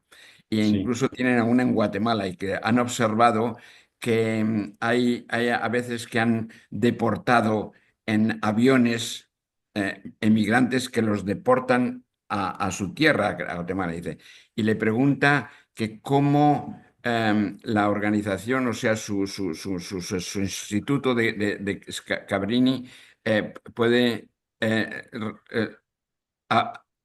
no sé cómo se enfrenta con estos que vienen, o sea, inmigrantes que son reportados a su tierra por deportaciones. Si tienen algún ejemplo de eso y cómo lo hacen o qué hacen. Sí. Acá en nuestros países de la región, los 7 países, no tenemos todavía muchas situaciones, pero ahora comienza a surgir, dado las nuevas políticas que se está implantando en algunos países, y han llegado, por ejemplo, en Brasil ha llegado grupos recientemente. Así que es un tema nuevo que vamos a encontrar. En otros países que estamos como escalabrinianos, en otras fronteras, en algunos países en América Central, ahí sí ha sucedido esto, y muchas veces estas deportaciones son básicamente hasta la frontera únicamente. Entonces nuestras casas, nuestros centros de acogidas en las fronteras sirven como un lugar inmediato para albergar a estas personas que son deportadas. Father Alexandre is telling us that, this phenomenon, this particular kind of event of deportation or returning of immigrants to their way of origin has not happened too often in their situations, but it has come in several places. And what they do is just to receive them where they are there, because these people are being deported to the border of their countries. And in that way, they take care of them exactly the same as if they were kind of those who are mobilized into other places. But it's something that they are experiencing little more often, and they will have to address that. Thank you. Thank you. So we've come to the end of our time with you, and we are so grateful for all that you've shared. Llegamos al momento ya de terminar con usted, pero es un momento de gran gratitud por todo lo que nos ha compartido y todo lo que nos ha dicho. Entonces, yo que agradezco, deseo a todos un buen trabajo y que Dios bendiga y que podamos ver en los migrantes los verdaderos maestros de esperanza, como nos invita el Papa Francisco, y así también nosotros caminar como peregrinos en la esperanza. We also said, Father Alexandre, that we are also very grateful, and it's a pleasure and an honor and a great joy to share with you our experience with immigrants and participate what Father Pope Francis is telling us, that there are signs of hope for all of us, and we continue to be inspired by that message. How do you say goodbye? Adiós. Adiós. Adiós.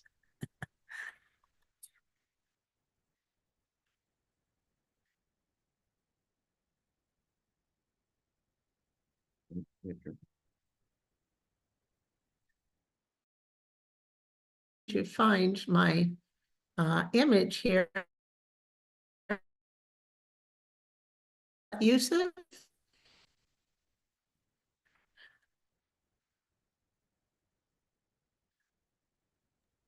No. Can you help me find my image so I'm on the screen?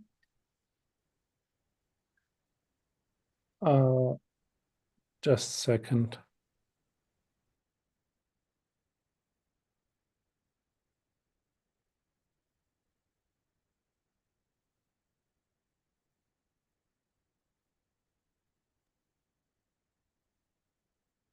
What do you want to find?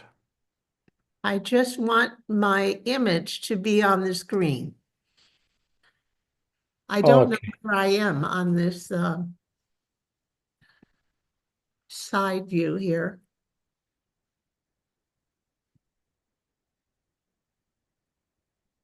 Your camera is off now. Okay, it's on now. Let's see, wait just 1 second. There we are. Great. Thank you. Thank you very much, Yusuf. That's all right.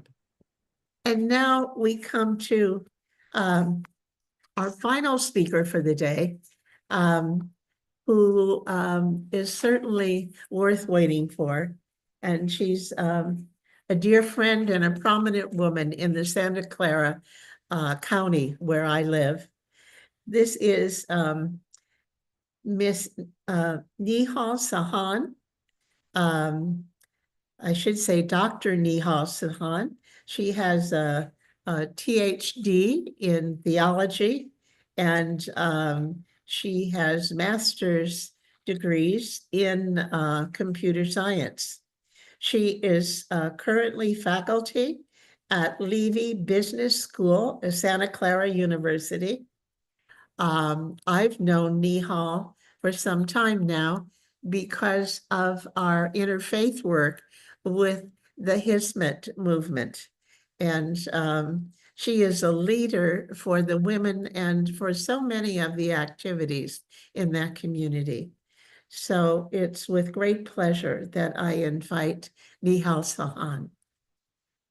Hi, Marita, and hi, everyone. It's my pleasure to be here. Thank you for the invitation, dear Marita, my longtime friend. I would like to cover wellness in action in the area, in the Bay Area, actually. With your permission, may I share some slides to? Yes, yes, you have access. Yes, to doing that. Your co-host. Okay, let me share some portion of my screen, since it is a pretty crowded one.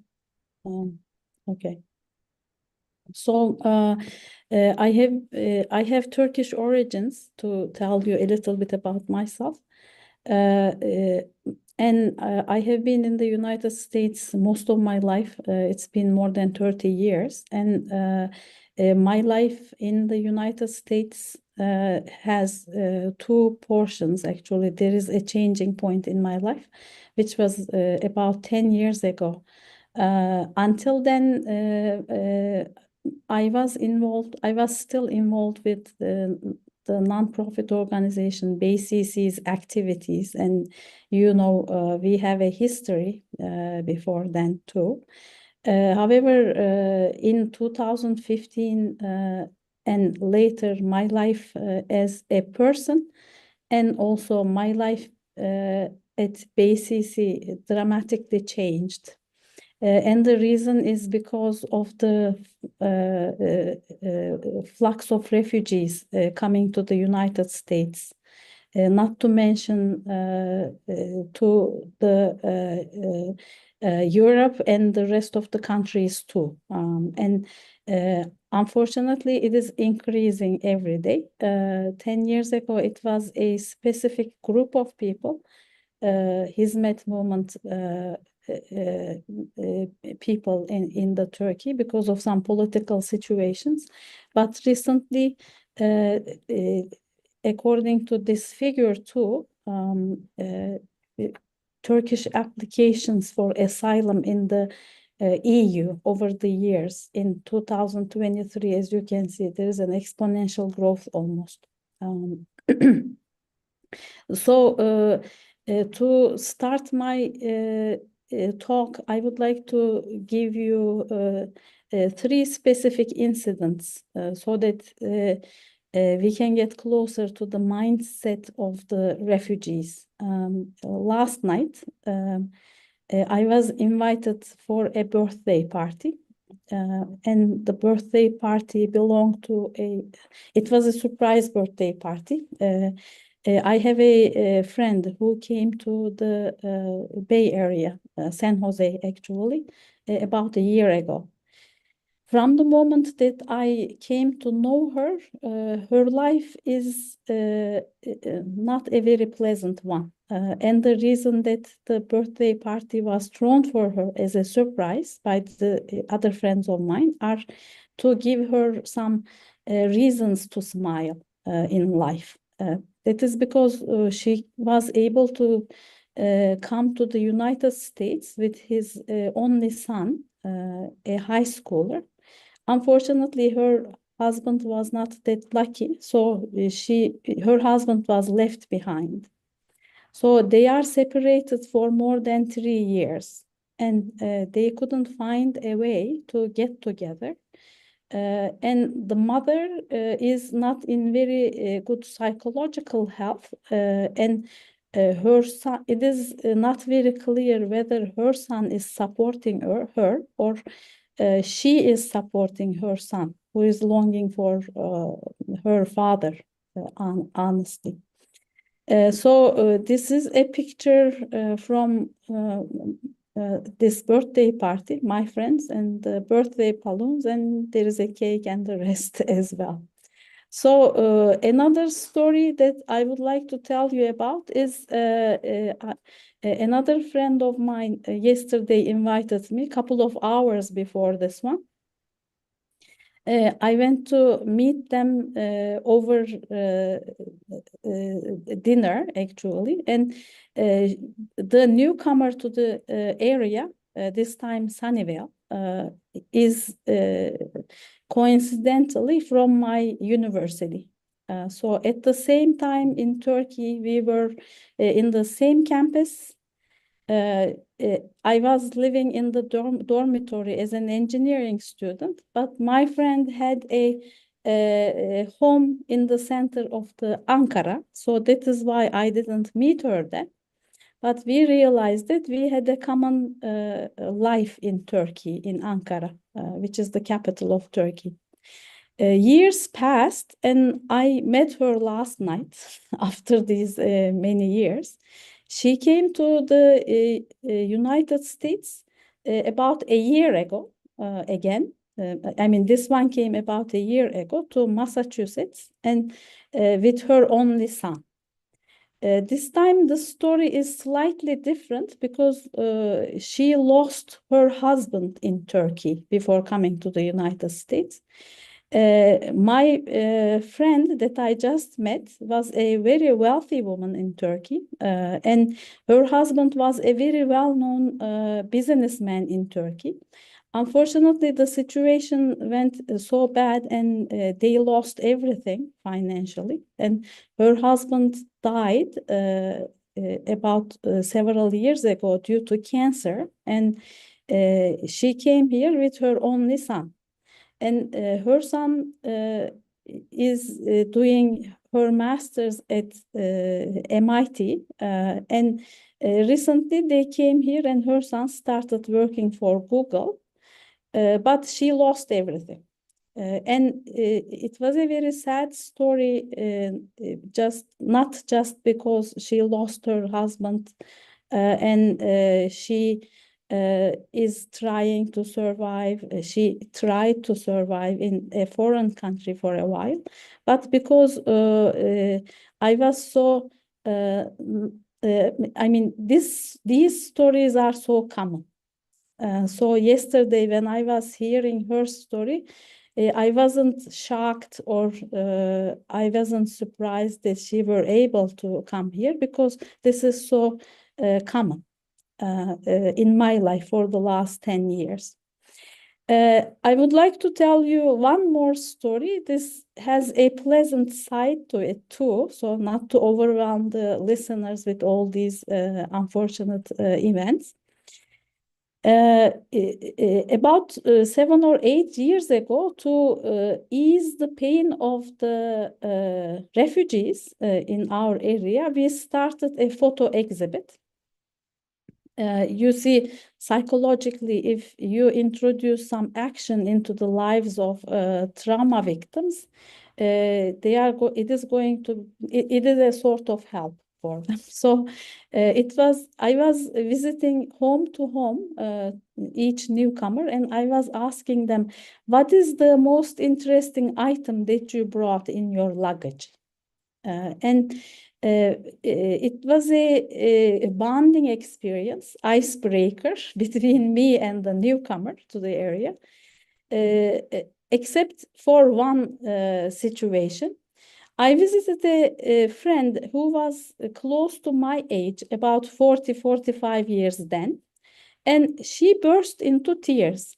And she said, I don't want to think about what I brought in my luggage, but all I have been thinking about is what I couldn't bring in my luggage. And I wasn't sure. It was a difficult moment for me too. I didn't want to ask any further questions, but thankfully she explained the situation for me herself. She said, because of the infertility, I took some treatments, and some of our embryos were frozen in Turkey. I did everything to bring my embryos, but unfortunately, since the embryo organization were closing due to the political situations, they threw away my embryos. And my only chance to have an offspring was thrown, and I couldn't bring my embryos with my luggage. So we introduced this experience in our photo exhibit. It was the most interesting item. It wasn't an actual photo of an embryo, but it was a picture of hopes and everything. Now the part comes after our photo exhibit in our guest book. From all walks of life, there were so many prayers for this victim. And all the prayers were in the form of, I hope you will have a beautiful child without your embryo, even though you were not able to bring the embryo here.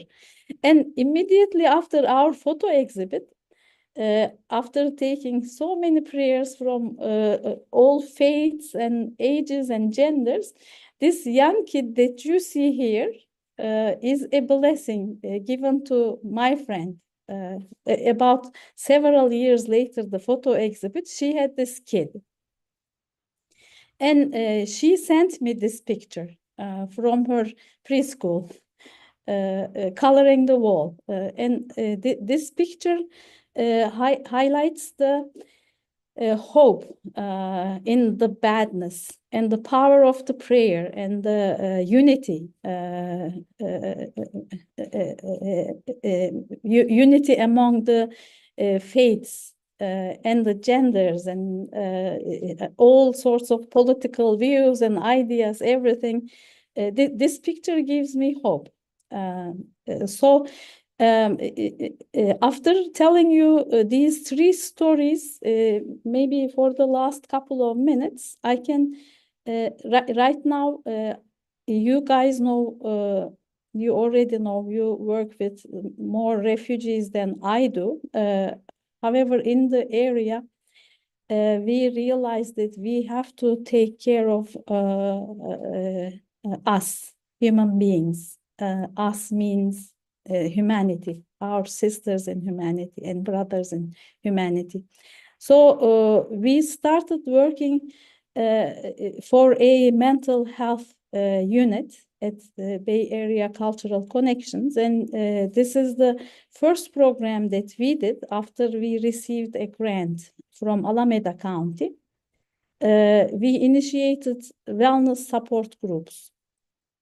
And it included art, spending time together, and a series of meetings, each one focused on a specific topic, like self-care, mindfulness, integration, time management, how to raise kids in another culture.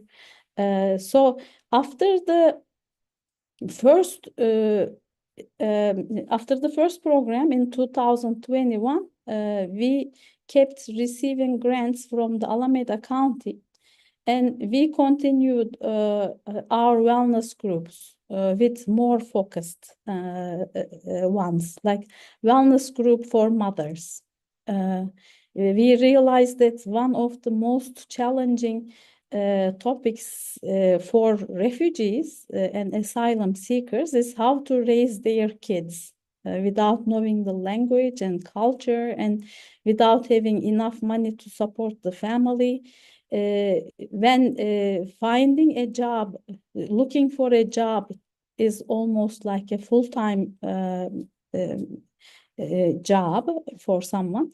Raising a kid is another full-time, and it is usually the mothers who, the woman, who usually does the sacrifice for the rest of the family. So they are the ones that we need to support the most. In this one, it was pregnant ladies, or in another group, it was new mothers. In another group, it was teenagers, mothers. So we continue setting up wellness groups for 4 months, 4 weeks. The duration changes depending on the needs and the grant.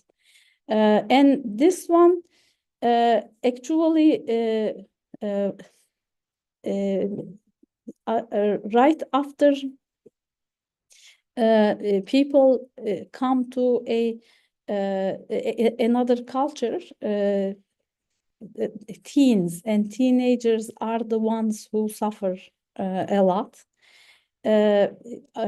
So this one is ongoing year-round, healing circle for high school girls. One of my psychologist friend in the community started this circle. So once in a month, they come together with the teenagers who are in need, in a judgment-free zone. The teenagers, the idea is for the teenagers to feel the support of the grown-ups, or they want to have, we expect them to feel this sense of belonging, and this environment that promotes healing.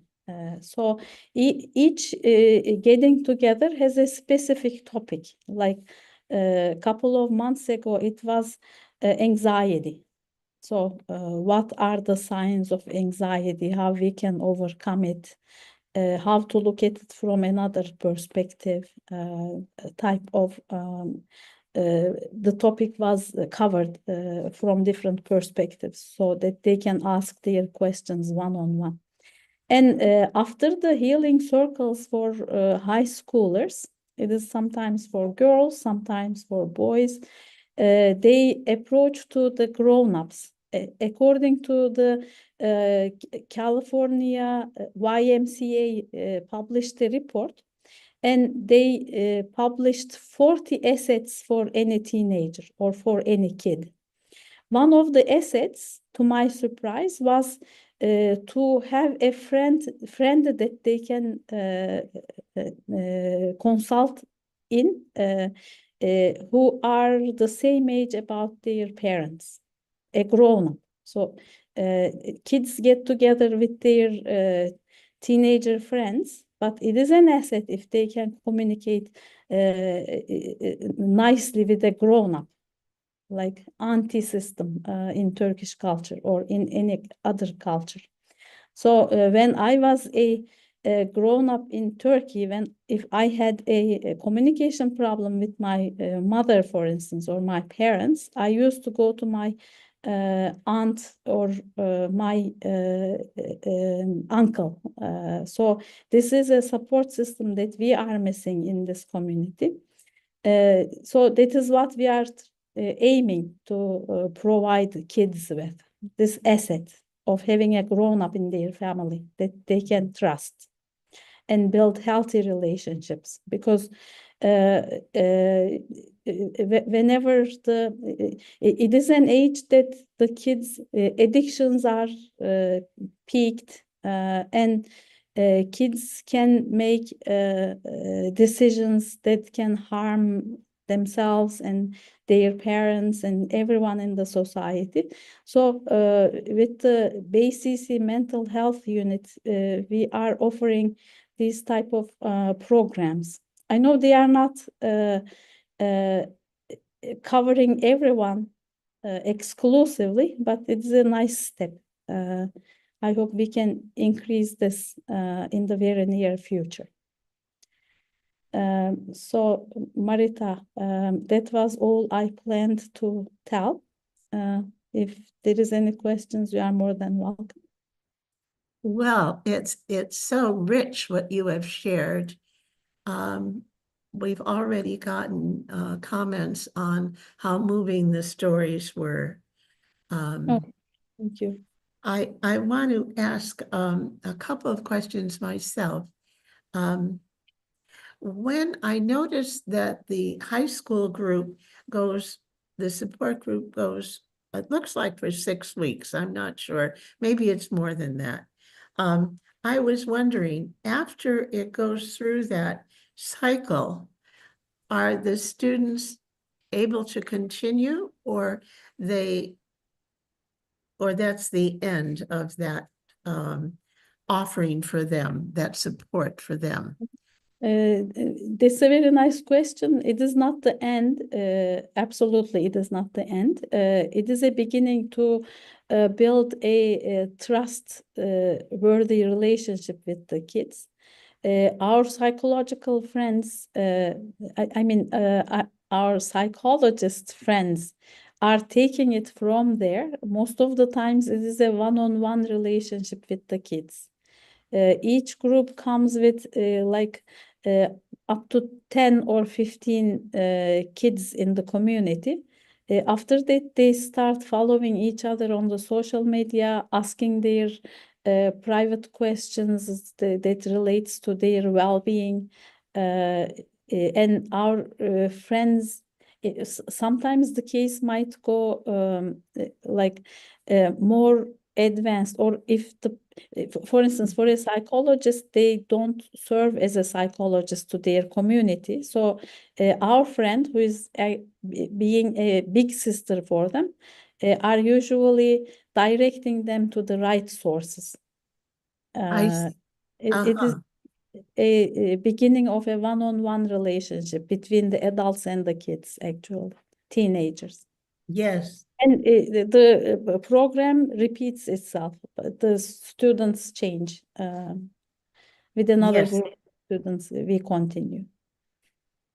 And I was, well, I just wanted to comment that in our Catholic parishes, we have developed mental health kind of programs. There aren't so many programs as there are one-on-one meetings. And it just seems to me that it would be a wonderful thing to bring to the high schools, because while the one-on-one is so refreshing, to also be with peers who feel this vulnerability gives you a certain validation that it seems is very basic, that something isn't necessarily terribly wrong with you, that other people have these issues and vulnerabilities as well. I just think it's wonderful. And I wanted to ask you about the programs for women. you mentioned, for example, the 3 different kinds of support groups for mothers, for pregnant women, for mothers of new or young children, and then for mothers of teenagers. And again, I was wondering, after the 6 weeks, is there some kind of a network that they form, or is that left up to the mothers? It is usually left up to the mothers as of now. But most of the times, since the introduction of a new group is formed by the ideas that come from the community. Someone who needs support in a specific area approaches us, and depending on the situation, if it is going to be beneficial for the rest, we set up a group. Again, we are running based on the volunteer work, and we have some grants that we depend on a yearly basis. But it is usually the community members proposing the idea most of the times. Wonderful. Now, I know you just have a few more minutes, and I wondered if there was anything else you wanted to share with us before you finish. I think what you've been talking about has to do specifically with Turkish immigrants and their children.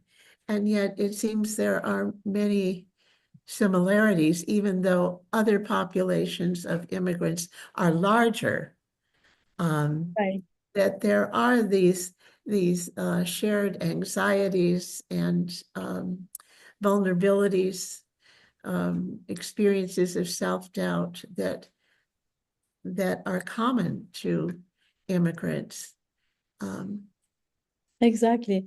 For example, recently, even though we are living in the Silicon Valley, for instance, we have a chapter in Sacramento, and our Sacramento chapter has only like 15 or 20 families living in Sacramento.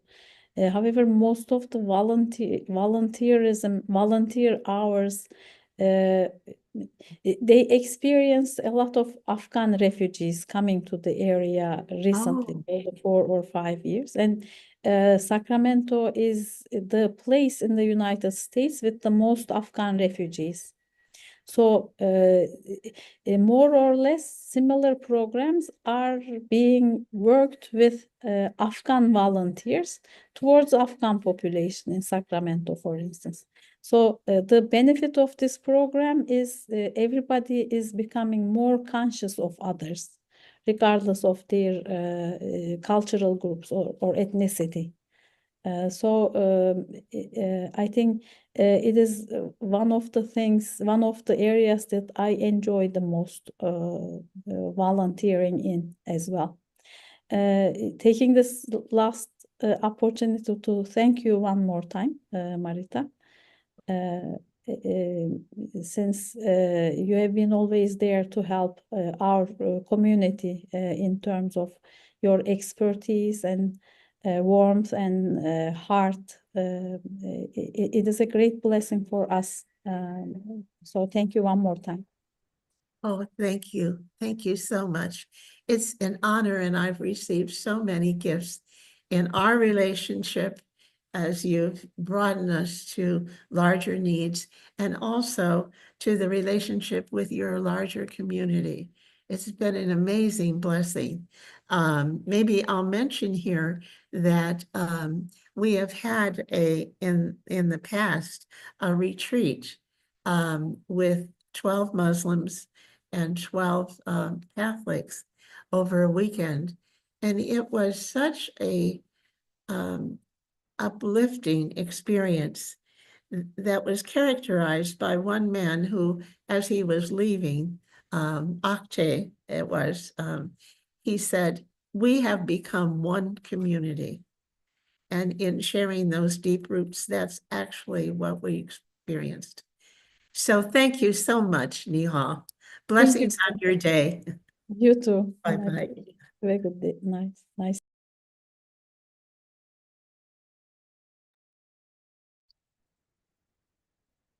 And now we're coming to the end of the Hub of the Americas program with our second day of programming. And there are a few things that I want to point out before we end with the sayings of Christians and Muslims that are on the fourth page of the Hub of the America brochure or program that many of you received. First of all, I want to talk about the translation. Our Portuguese and Spanish speakers. I've gotten feedback that several of you have been able to get the captions on YouTube using your either iPhones or computers, and also that several of you haven't been able to. So we will send, we have English copies, English translations of the talks that Sister Colette gave and that Padre Alexandre gave, and you will receive copies of them. And you'll receive them through, they will be attached to one of our ways of staying in touch. As I said to you earlier, we are not going to close our conference tomorrow. It'll be we'll cross a bridge, so to speak, and participate in a new way of communicating with each other about the work we're doing, about the concerns we have, the legislative issues, the communities that are emerging, and the marches that are occurring. And that will be through our Fratelli Tutti website and through a new Blue Sky website, which we will give you tomorrow. So tomorrow is the last day of the conference, and it will be on YouTube. It will start Pacific time at 7 a.m. with an extraordinary keynote by Father Daniel Grudy from Notre Dame, who spent many years living and communicating with migrants and with border control in many different parts of the world.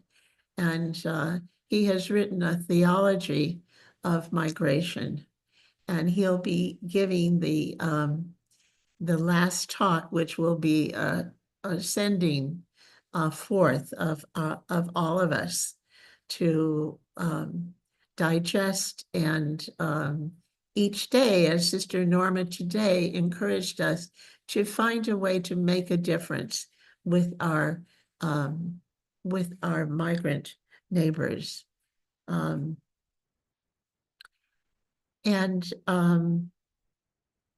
So what we will do with the papers that are in English of the talk by Sister Claudete, which was in Portuguese, and by Padre Alexandre in Spanish, we will attach them to our website for Fratelli Tutti, so you will have access to that.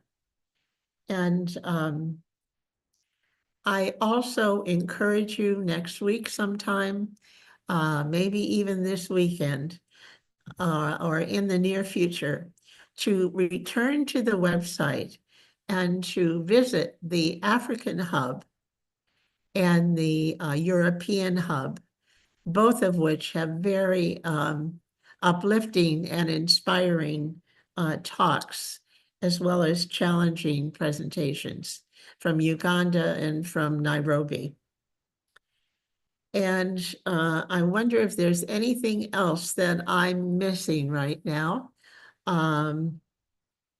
I certainly am most grateful to our Director of Communications, Mary Acte, who has worked with all of us, all three hubs, on our International Planning Committee, and deeply indebted to Yusuf Carr, who from Harmony Institute, who has captured all of these programs today from three hubs, today and yesterday and tomorrow morning, and has had almost no sleep because of when all the programs are occurring. We are very indebted to you, Yusuf. And so my last word right now is to remind you to join us tomorrow. It will be at 10 o'clock Eastern Standard Time in the United States.